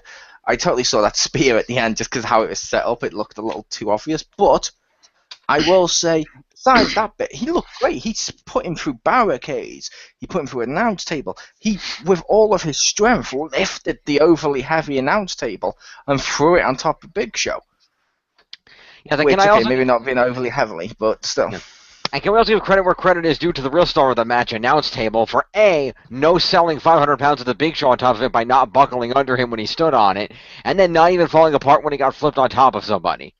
Yeah, which I will say, I like the fact it made Reigns look strong, if that makes sense, and I love the idea of that, and I like the fact it wasn't like the worst match I've ever seen. No. And it was a case of that to me was a little interesting because part of me kept watching it just to see who was going to win because I was a little worried that Big Show might win and they might just completely push Reigns all the way down, but they're not. They're making him still look good. Mm-hmm. I also go ahead. And I was going to say, and as well as that, we had like the cool moments and stuff, which that makes Reigns look cool, and yeah, it was pretty fun. I'd like to give a shout out, honorable mention to Regular Table for making the Big Show look weak by not breaking the first time Big Show hit it. Big Show had to hit table twice to break it, which Mole pointed out to me, and I was like, yeah, good point. And welcome back, Richter. Thank you. Which, I'm not sure how much of what we said you heard, Rick, but yeah, all I had said was I didn't mind the match just because it made Reigns look strong, which I was worried it wouldn't. Which, yeah, as Marcus said as well, I did love the fact, as I mentioned when I was watching it, I thought Big Show looked weak when he went, I hit the fucking table and it didn't break. The same table that's broke when someone's arm's gone through it before now. Or when someone stepped on it. Yeah, like literally during this match as well. This is when there's two tables together and Reigns gets chokeslammed through them. Only his arm goes through the second table when he goes through it, and it breaks it. So Reigns' unconscious body flailing through the air like a fish out of water hits the table and it breaks. Big Show with all of his strength goes, and the table doesn't break. Big Show looks weak, only a little bit. I mean, he did completely snap kendo stick or Singapore cane, whichever one you want to go with. I always forget which one people prefer. Headline: Table buries Big Show, literally and figuratively. Yep, which I have to ask Richter because I know Richter watched ECW and stuff. Which name do you prefer to call it? The kendo stick or the Singapore cane? Okay, I'm really weird, and either works. I prefer to call it a kendo stick unless the Sandman is holding it. Then it can be a Singapore cane. You prefer both? You prefer both, so it should be a Singapore kendo or a kendo cane. Kendo cane. Kendo's cane sounds amazing. That's, I think I'm just naming my wrestler for next year. Kendo cane. Kendo cane. Sounds like a Mortal Kombat dude. Cane with a sword? Yeah. A Hellfire sword. Scorpion? Yeah, but like, never mind. Yeah, it's gotta be Kendo Kane. That's gotta be Kendo Kane. But I will available everywhere this holiday season. There you go. It was just kind of funny that when we started, several people were like, "It's not as bad as it could be," and that was pretty much my reaction. Was like, "Oh, this is better than I thought it was." Like at first, it wasn't super good. I was like, "Oh yeah, generic big man match," but I thought it had some really good spots at the end. With like the choke slamming through the tables and the spearing him through the one. And I thought tipping the table on him was funny. Yeah, except as the part that Mole pointed out was the fact that Big Show stood up and then had to go back down to one knee so the table could fall on him. Yeah, that bit of the ending I hated that, where he gets up, stands up perfectly, because he got up to both of his feet, Jim, not just one knee. He stands up perfectly, then goes, and just collapses right as the table's going down. It's like, wait, what? It always reminds me of comedy films where they're stood in the middle of the road with "No" as the car's coming towards. It's like, during this time, you could have easily moved. The epitome of that is the scene in Austin Powers where the Dr. Evil henchman is standing about 40 feet from a steamroller that's coming at him at about half a mile an hour, and he does not move, and he gets run over by the steamroller. Well, That's yelling, allowed. That's allowed as that's a parody, but they do it in regular films all the time, and it's weird. I was making the point that was the perfect epitome of that problem in movies because they were making fun of it and pointing it out. Yeah, it is. Which, with the thing of the with the matchup, like I said, I'm glad Reigns looks strong. Hopefully, going forward soon, after he finishes with Orton, we may get Reigns around SummerSlam, possibly winning. I hope WWE doesn't do the thing I'm dreading on Tuesday. What's All that? hail King Roman. Because that would literally probably make fans turn more on him if he wins the King of the Ring, which is designed to help out other people. Yeah. Mm-hmm. I'm hoping for King Bo. Or King Rose. How about King Tyson? Or King Fandango. King Dango. That could work. Oh god, it's Probably going to be Cesaro, isn't it? So they can play up the King of Swing. Ha! Wow. That wasn't even me making a joke. That was me literally being serious. If I can kind of see him doing that. Yes, except that Like, all he'll hail the king of swing. Yeah, except that he'll immediately take the throne, crown, scepter, and cape and just start breaking them all. Yeah. I am looking forward to King of the Ring, though. I'm glad it's back. I agree. Mm-hmm. Okay, one other thing for this match, because I mentioned it earlier. This is where Lawler pissed me off. But at one point, he was just like, I love Extreme Rules match. I just looked at the TV and I was like, you lying sack of shit. You hated ECW. Fuck you. You're not allowed to say that. This is like the crappier version of it. I thought he liked ECW. I don't know. He always called it extremely crappy wrestling, so fuck it. He did, but that was meant to be at the time when WWE was paying ECW, so he was saying stuff like that, so ECW could respond by being the outsider brand and appear on WWE TV. Mm-hmm. Indeed. Which totally worked for them. It totally did work to make them the outsider brand. That totally worked. Yep. Yeah, it did. But I was just annoyed he didn't have a heart attack by Reigns lifting the table. Ah.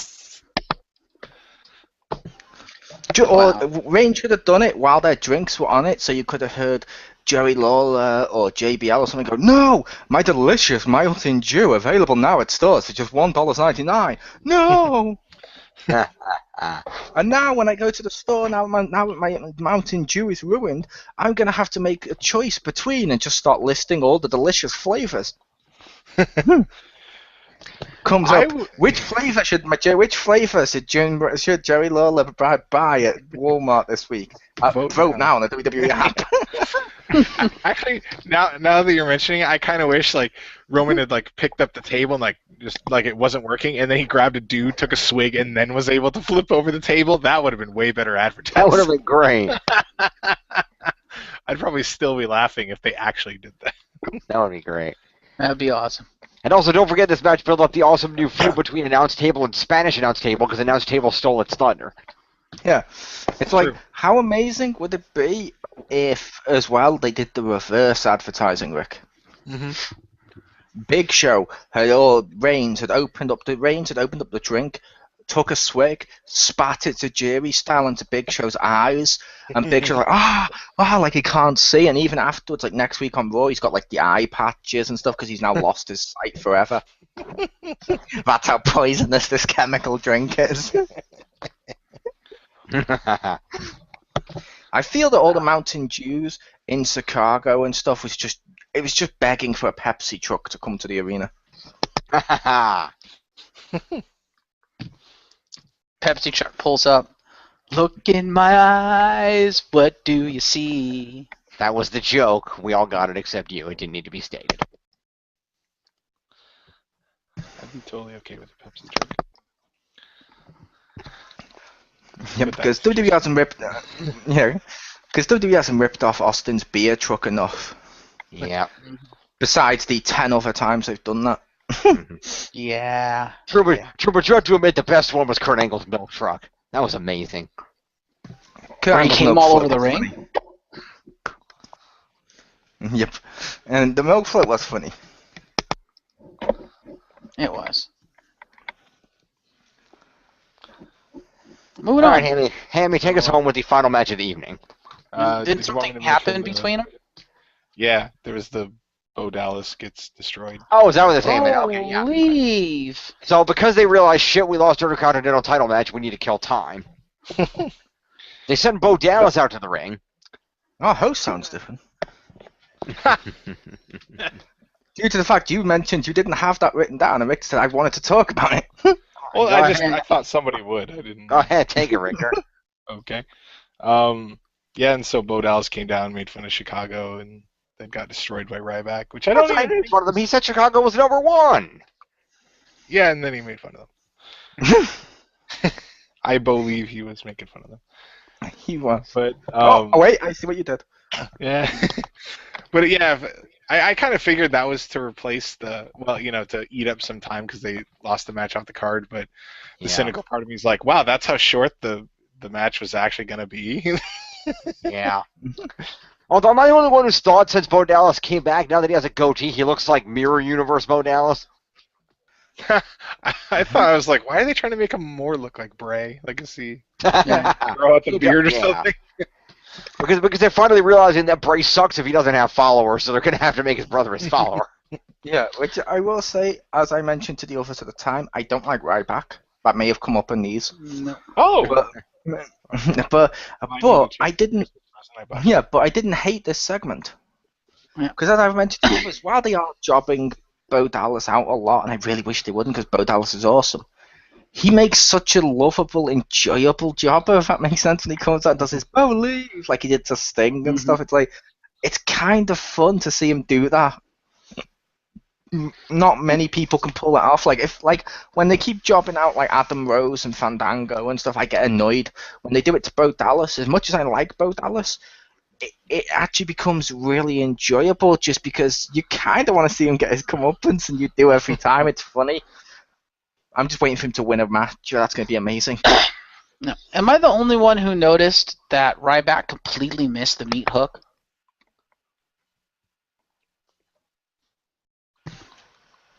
I didn't see that. Wow, I didn't notice that before. I noticed that immediately because the camera was zoomed in because they were looking for the point of impact of Bo Dallas. I didn't mean that. The pay-per-view replay is on my TV right now, and it's in the Big Show Roman Reigns match. I just noticed as Reigns was coming to the ring, there was a sign in the crowd that said Roman the Virgil. Yeah, I saw that.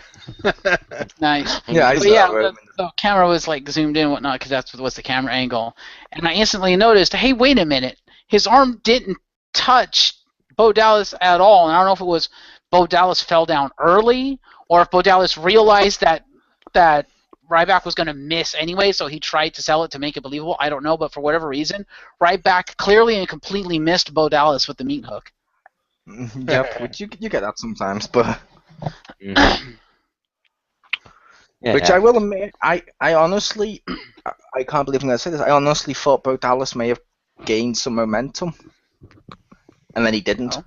Only because right after the meat hook, the way Bo Dallas lands, he flicks himself over and lands, and he lands in that position like he's getting himself back up, right as Ryback had his back to him, so I was expecting like a low blow or something heelish, but then no, Ryback just turns around, picks him up, and does the shell shock. I'm like, oh. Yep. You made me believe. Then they did their job. Yeah, which I honestly hoped he would, because that would have been perfect. Just because we don't like Ryback, but like I said, I don't hate him being used this way either, because it is kind of fun to see the Bo Dallas segments, especially just to hear what he says. Normally, this one wasn't as good as usual, but like when he came out and was telling Sting, for example, you've just wasted your entire legacy at WrestleMania 31, but it's okay. You can be like me. You just got to believe, and then gets attacked because he was insulting Sting for losing at WrestleMania. Fun. When he insults a wrestler for losing, fun. When he comes out and just does typical heel insult the local area, because apparently people won't have flown in from there from various locations. No, that'd be silly. And it's you know what I mean. I don't like that. Yeah. Just fair enough. The only way that would be the only way I think that would be more funny is if Bo Dallas did what we've joked about before, Rick. Mm-hmm. If he did it in an overly generic way, deliberately, like he comes out and goes, That'd be amazing. hello, local town. Your local sports team that's good at that sport can be better if they just believe. It would be like, I don't know what you're insulting. That would be good. Yeah, I Like I kind of want to see someone come out in a T-shirt that just says "local sports team." That would be funny. There was this. I don't remember if I mentioned this, but way back when I used to read The Onion, they had a shirt that I always wanted to buy. That was it says the sports team from my area is superior to the sports team from your area, because I love just how fucking generic that was, and just. I'm not like super into sports, so it just made me laugh because it's like, yeah, that seems to be how people are. Pretty much.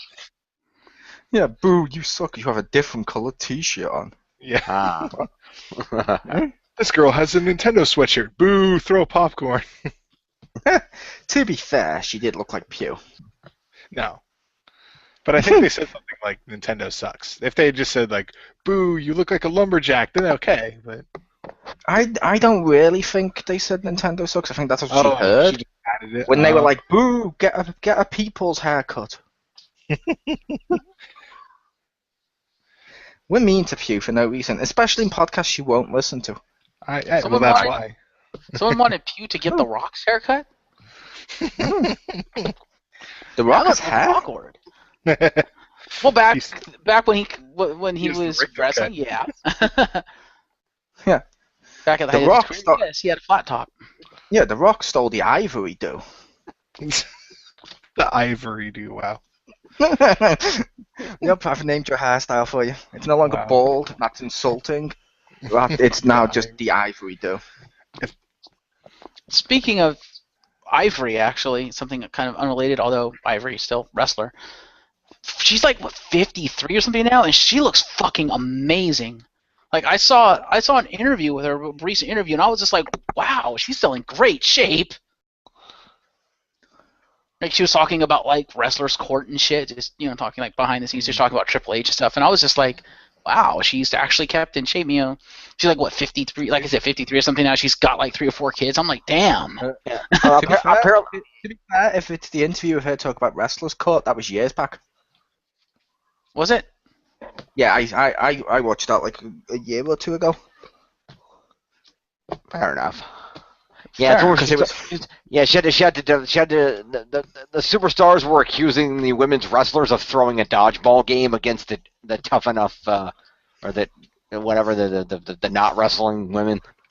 Yeah. Yeah, but she was talking about it was after she had retired or whatever, and at the time I guess she was 50, so she's probably old. She's probably like closer to like 60 now, I guess. But like at the time because they had mentioned her age. That's how that's why I mentioned the age, because they had mentioned her age, and I was like, wow, she was that old. Wow, she looks amazing. Yep. It is good that you're keeping tabs with various celebrities. I didn't say anything. I did not say imply anything with that. I don't even know what imply means. Oh, do I? Well, I think because I always liked Ivory like back when she was wrestling, because she was like from here. I did. So. I liked Ivory as well. She looked amazingly hot in Right to Censor. Mm-hmm. And I know you shouldn't have found that look sexy. Yep. Also, for the record, Ivory's currently 53 years of age. Mm-hmm. Is she? She is. Okay. And ironically, based on what you just said, the last time she was an active wrestler was 05 to 06, when she was in Women's Superstars Uncensored. Yep. Fair enough. That might have been why she was in such good shape, because she might have just come off of actually, doing that. Perhaps. Yeah. But she's still amazing. Anyway, back to yes, Extreme Rules.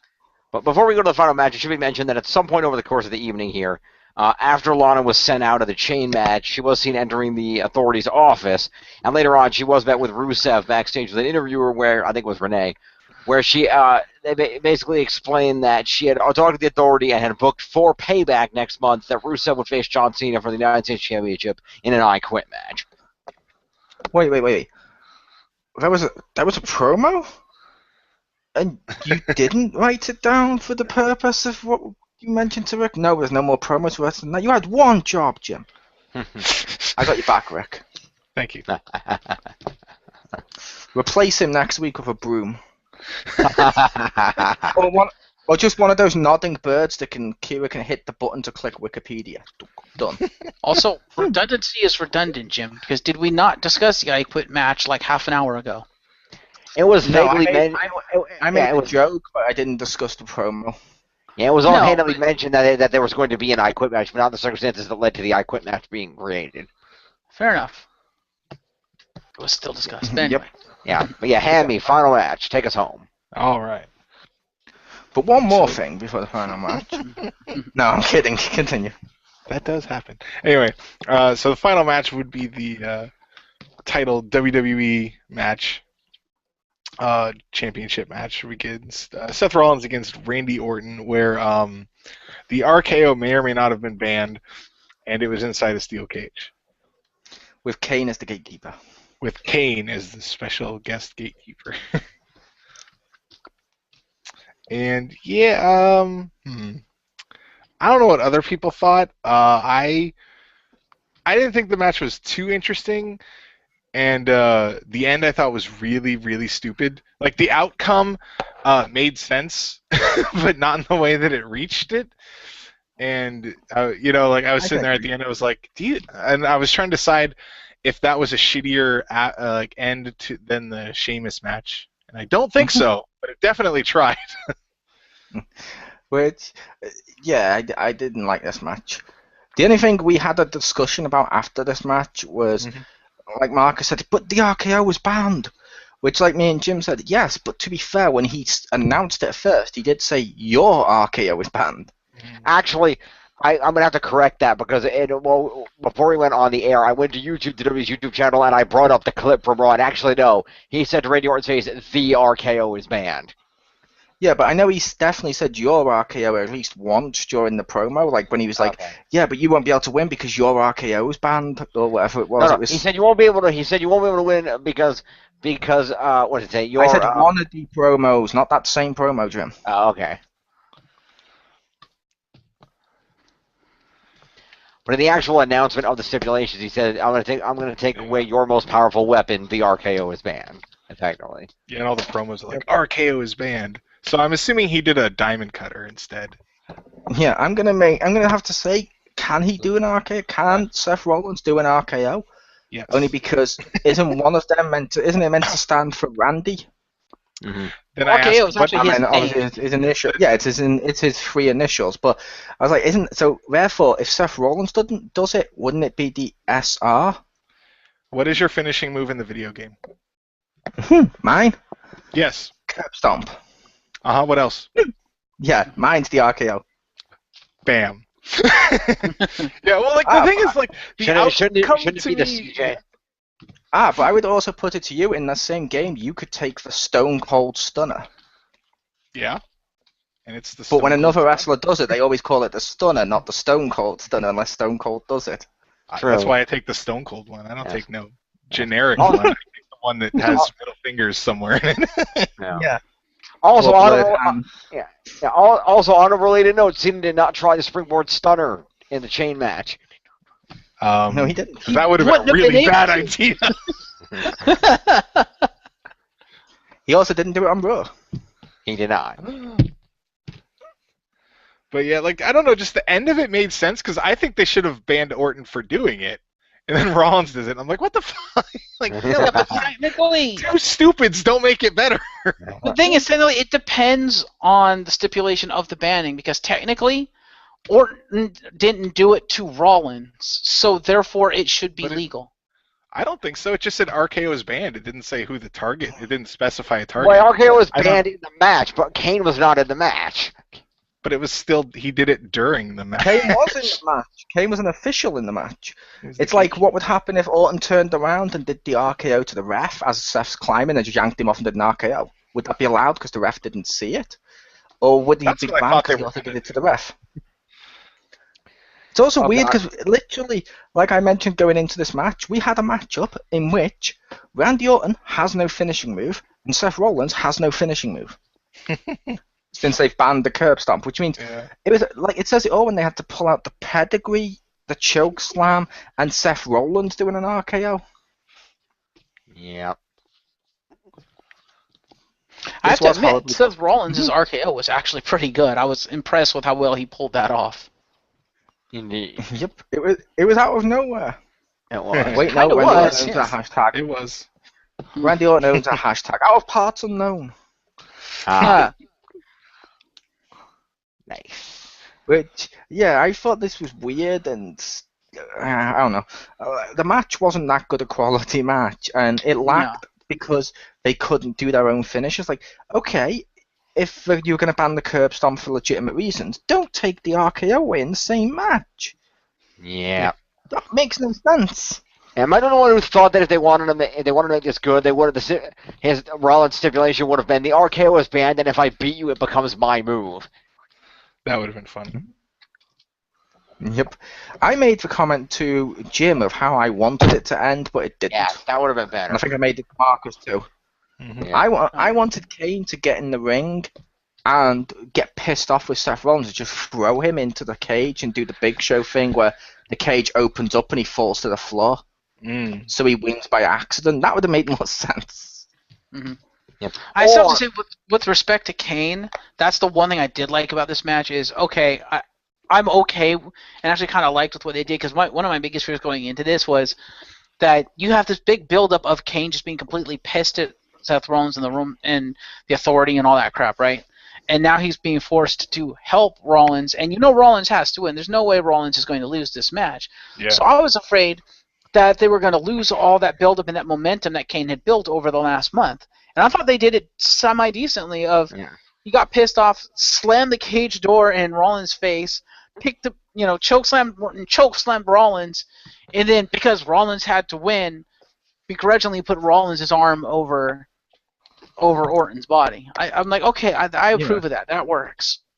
Although I still don't like that. I still don't like the fact Kane held the door in place so Orton couldn't get out. Yeah. Yeah. And then he slammed it into Seth Rollins' face, and Randy Orton reacted. Yep. That cage did not hit Orton's face. No. Although Anything hit his hands. Yeah, although the other thing I would have preferred was the other ending that Mole suggested, where when they were fighting on the top of the cage, they should have both fallen out of the cage, but Orton should have landed on his archenemy table so that Rollins was the one who hit the floor and won. And table didn't break. Yeah. Yeah, but I thought the Big Show style ending of throwing through the cage and Rollins hits the floor works, because Rollins technically cheated his way to victory. Orton still looks credible or strong. Rollins looks like the dirty, nasty heel that we're going to boo, how dare you win your match, boo. And Kane looks like he would have got the end of the story because he got pissed off enough to throw him through a cage. Yeah. And it's not like there wasn't plenty of room to do it, because the cage wall had plenty of room to fall down because there was no announce table because it got fucking destroyed. I was thinking it'd been more the ramp section, like it was with the Austin when Austin got thrown in by Big Show. Oh, that's fair enough. That would work too. Because a lot of times it tends to be the ramp side because there's no crowd there in case it falls a little too far or something. Yeah. Also, can I say J&J are pathetic? Because how is it they get knocked down once, and then how are they not immediately climbing the cage again once Orton gets knocked down? Yeah. Also, there was an announce table. Yeah. Also, there was an announce table, Jim. I didn't know if Jim was aware of that. There was an announce table, Jim. I didn't remember. Yeah, the Spanish table was still there. No, because the American one was just pushed onto Big Show. All they did was push it back into place. Oh, did they? Okay. Because Big Show was speared through the Spanish one and had the American one pushed or thrust into him. And then basically at the end, Big Show, at the end of that, you can totally see like them just putting the table back where it was. Because the reason I made that table joke is when they were fighting, I could see the announce table with the commentators near it. Mm-hmm. But was there Mountain Dew on it? Mm-hmm. There was not. No, there might have been. I don't know. Yeah. I thought it might be like the night Brock flipped the table over. Big Show's gonna have to stay under the table for the rest of the night. Yeah, he's still out there now. It's like that. It's like that film with James Franco, and eventually Big Show's just gonna have to cut off his arm to get free. Ha. But no. But yeah, this ending made no sense. However, it will play up because now Randy Orton can come out tomorrow night on Raw, claim that, hey, you used a bad move, that doesn't count. I'm gonna, and if he's smart, he'll bring out David Otunga and threaten to sue them, and then Triple H will be forced to book them in another rematch and Payback. Yep. Most likely with Kane as a special guest referee. Which I always feel, and this might just be me, they should swap the two pay-per-views around. Think so? Yeah. Payback Extreme Rules. Yeah, Extreme Rules should be Payback, and the other one should be Extreme Rules. Due to the like Rick just said then, because Payback, literally Extreme Rules is just repeat WrestleMania stuff, like Backlash used to be. It's mainly a load of the WrestleMania feuds, most of them, and some of those can die out after that month. So it's like, well, that month you're gonna get some newer stuff, so make that Extreme Rules. But that might have just been me that wants them changed. I agree. That makes sense. I miss Backlash. Yeah, Backlash was cool. I like those hooks, but I was always disappointed they never impaled each other on. I'm aware that makes me sick, but when I was younger watching it, I was always just imagining them going, just like Mortal Kombating it with the hook. Just like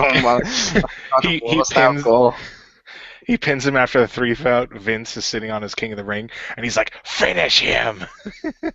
Yes. Pick him up, just throw him on the hook. Yes. Finish him, or you're fired. Yeah. Screw Crush Hour. They should have had an M-rated like Mortal Kombat WWE game. That would be horrible. Awesome. I'm sorry. I believe it's gonna be the next iteration of WWE Immortals.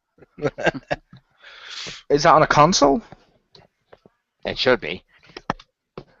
If it's not on a console, it didn't happen. No, it's a case of with the thing I was going to say. To be fair, Marcus, I would go more with finish him and just leave it like that.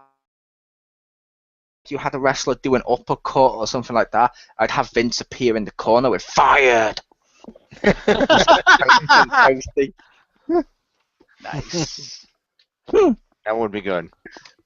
And just think, if they actually had a rated, whatever you'd call it, like a WWE Mortal Kombat style game, they could include WCW wrestler Glacier.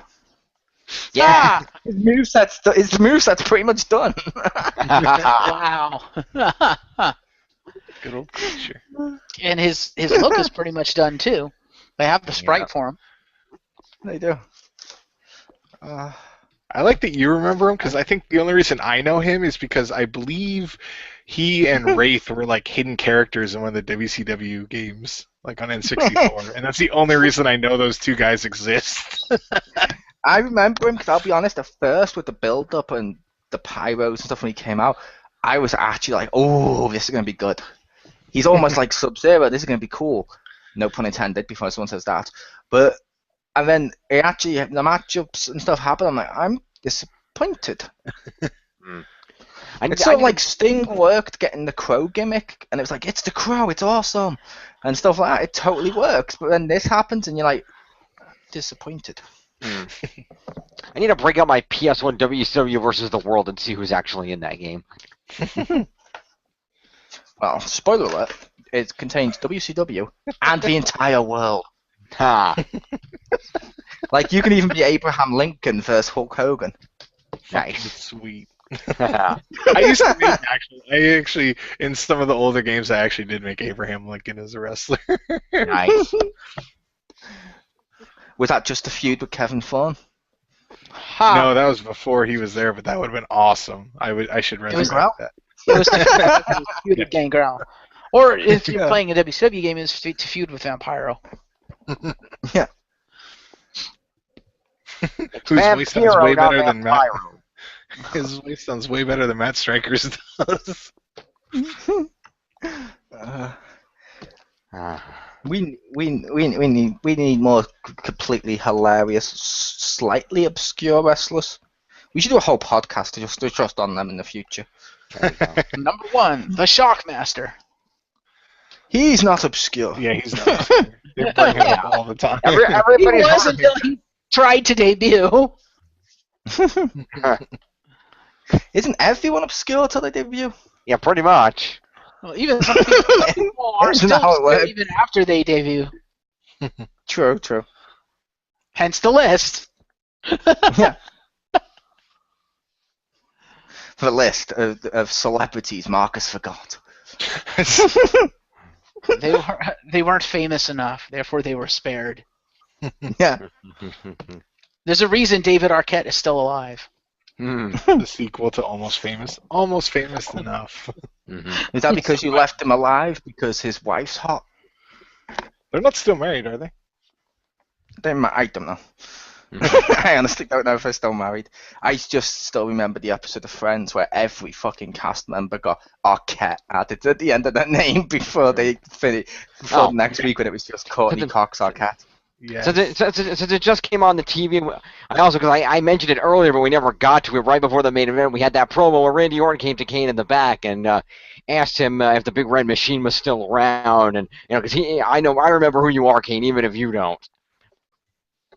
Yep, I remember that when he's like, I want someone in my side. I want Big Red, and that's when Luke Harper steps forward, or Eric Rowan, whichever the fuck one it was. Probably. And then he's like, Machine, and he's just like, and walks off sad. That would have been great. It would have been amazing. I want the masked guy, the one called Big Red Machine. Just leave. So close. Rowan Just- sad. he just- walks off. He just opens a door to obscurity and walks inside, and there's Zack Ryder. We're at the water cooler. You're welcome back, old friend. Yeah. And by the way, for those of you that are on Marcus's list of people who weren't famous enough, don't worry. If Marcus hates you enough, he doesn't give up on that. He's just gonna send the list to the Undertaker. Yeah. Dear Undertaker, please make these people famous. Yep. Uh, I am curious, Marcus. What are the rules of your Death Note-like abilities? Like, for example, if John Travolta is a pilot and you kill him, will you actually kill all the people on his plane as well, or will you somehow make sure they survive and only your target gets killed? What are the rules of this? Mark You'll just sat there find like, out. yeah, I like the fact he was just sat there quiet, like, I don't want to explain rules of my killing. No, this is not going to write Wikipedia on how I kill. I wish he either said that or he went, "You survive if I let you." Yeah. Goes all Taz. There you go. Yep. Now, so I'm not always successful. I mean, I only half did Jim Ross's face. Oh, Ouch. That's not too soon. He's literally better. It's not like I'm a fat guy dressing up as him, calling myself both go Homer. Oh my god. More on that well later. But no, take us out, Captain Richter of the USS Ivory. Every tower. So there we have it. Some thoughts and opinions, and I want to say retrospective, but it feels like that should be for something far in the past. But anyway, for Extreme Rules 2015. Well, technically, we know the rules. If it's more than 3 months, it's in the past, so it counts. There you go. But this isn't more than 3 months. This is like less than 2 hours. True. he's got a point. Yep. We're here to watch WWE as we have Stockholm Syndrome. Our immediate reactions to Extreme Rules. There you go. That's what they need to do on the network. Just rip off Mystery Science Theater. Just have like remember, like, okay, I was probably the only one that enjoyed this show, but the Are You Serious YouTube show with Josh Matthews and like Road Dogg, where they would like, I like, yeah. I would, I like Triple that H. show, huh? And Triple H puppet. Puppet Triple H. Who should have appeared when the Muppets were on Raw. Yeah, and the Mark puppet, which was way too funny. I'm surprised. I'm not surprised that they only showed him once. With his like, what was it? Oh shit, I forgot that guy's name. Everyone liked him but me. The future guy, who was that? Drew something? McIntyre. Drew McIntyre. I like Drew McIntyre. Yeah, we're like that sign in the background. Yeah, that's what I said. Everyone but me liked him. But on the puppet Mark, like in the background, there's like a "Go Drew McIntyre" poster or something like that. I was like, wow, yeah, that's I'm sorry. really. Sorry. I'm sorry. I misheard that. I thought you said Oh. no one but me liked him. I was like, I liked him. I like Drew McIntyre. I just. I think I was the only one that liked Drew McIntyre. Or Richter said everyone but him liked him. Yeah. Which I just never didn't see enough of him, but and then they come. And then when he went to 3-man band, I was like, oh, that sucks for him, regardless of if I like him or not. Yeah. But anyway, there you have it. Our thoughts and opinions on Extreme Rules 2015 and a healthy amount of awesome banter. that, But God only knows where that can go. That's the best part to join us every week because nobody knows where it's going to start or end. I mean, good Lord, we've had Orton pinning a table, for God's sakes. And if you have any questions about Marcus's ability to kill, leave a question below and he will get back in touch with you.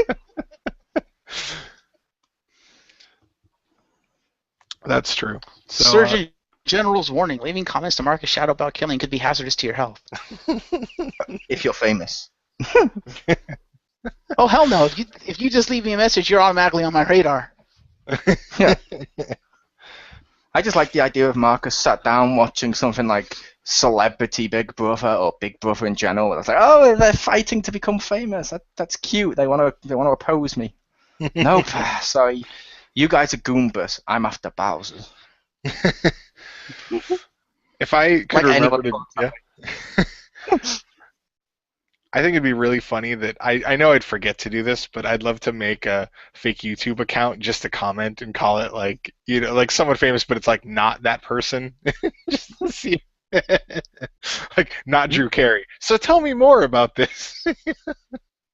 Yeah.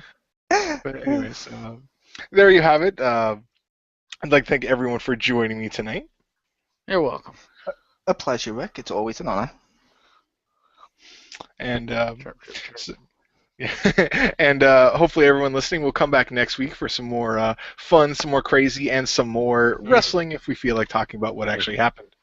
speaking of you're welcome, how quick did Miz and Mizdow get completely buried out of anything relevant? That's true. They were not anywhere to be seen on this card. Which I have to say, yep, sometimes WWE gets it right. Sadly. I'm sorry, we all said we were sick of that and we didn't like Mizdow. After a certain point, it's like I'm kind of glad he was gone or something. I don't know, isn't Miz away filming? No, he's not filming the Marine 4 because they advertised it, so... Yeah, no, he and Summer Rae have teamed up now because they were in the Marine 4. Yep. Which, like I said, Summer Rae, dressed in sexy military gear, blowing shit up. I almost want to say, shut up and take my money. But it's the Marine 4, and I know how, big and story-based these WWE films are going to be. I'm going to be completely lost when I watch this. Yeah. I was trying to remember who else was in the Marines. Let's see. There was... Well, I remember John Yassi, was he 2 or 3? John Cena was in the Marines. I believe Randy Orton was in the Marines, but then got discharged. Nice. And yes, he was. He was. Remember, he was gonna play it, and then they replaced him. That's why they replaced it because he insulted the fucking Marines. Exactly. He didn't insult the Marines. They thought it was distasteful to use someone that had been disbarred or whatever. It's not like he came out and said, you know what, I'm here for all of this tribute to the troops. Yeah, fuck you, troop. Fuck you, troop. Fuck you, troop. Hey, you with no legs. Fuck you. No, he didn't do that. It was just a case of they offended him by being in it because of his discharge. It's like he personally insulted them. Which is fair enough, yeah. But I know it was John Cena was in the first one, then Ted DiBiase. Oh, okay. I don't remember who was in the third one. Yeah, then I don't remember who was in the third one. Yeah, am I the only person who wants to see Orton in the Marines and stuff in actual real life with one of those fucking sheets that looks like grass around him and stuff, just appearing, knifing someone and going out of nowhere? That'd be amazing. That would be so great. Guy's just walking. He just pops up, slits his throat out of nowhere. Looks at a camera that may or may not be there. It just goes back to the first one was Cena, the second one was Ted DiBiase, and The Miz was in both 3 and 4. Oh, okay, he was. Okay. Gotcha. Yeah. All right, so there you have it. Little history on the Marine. Yeah, because the reason when he first came back with the Hollywood... Yeah, when he first came back from the Hollywood gimmick, it was because they had just released 3. Okay. I thought it was because they released that Christmas one with him. That too. I thought also because he was on MTV Roadhouse or whatever it was. Yeah. Real World. Anyway, yes, thank you, Real World. I don't know. Those two were so similar. Anyway. I remember the Real World when I was a kid watching it. I was like, this is so kind of cool. It's like actual people living together. Oh my god, this is crazy. Then the second they did it the second year, it started to be like, oh, okay, I'm kind of bored of this. And now as an adult, I see, oh, Big Brother's on. That means I don't have to watch that channel. Ah. All right. Also, so, I will yeah. say, just because we've insulted him a lot, we love Marcus Shadow. Yay. Woo. Ning. Hashtag Marcus hug the appreciation light. night. Hug the Hug the light. Okay then. live like a moth and hug the light. Huh.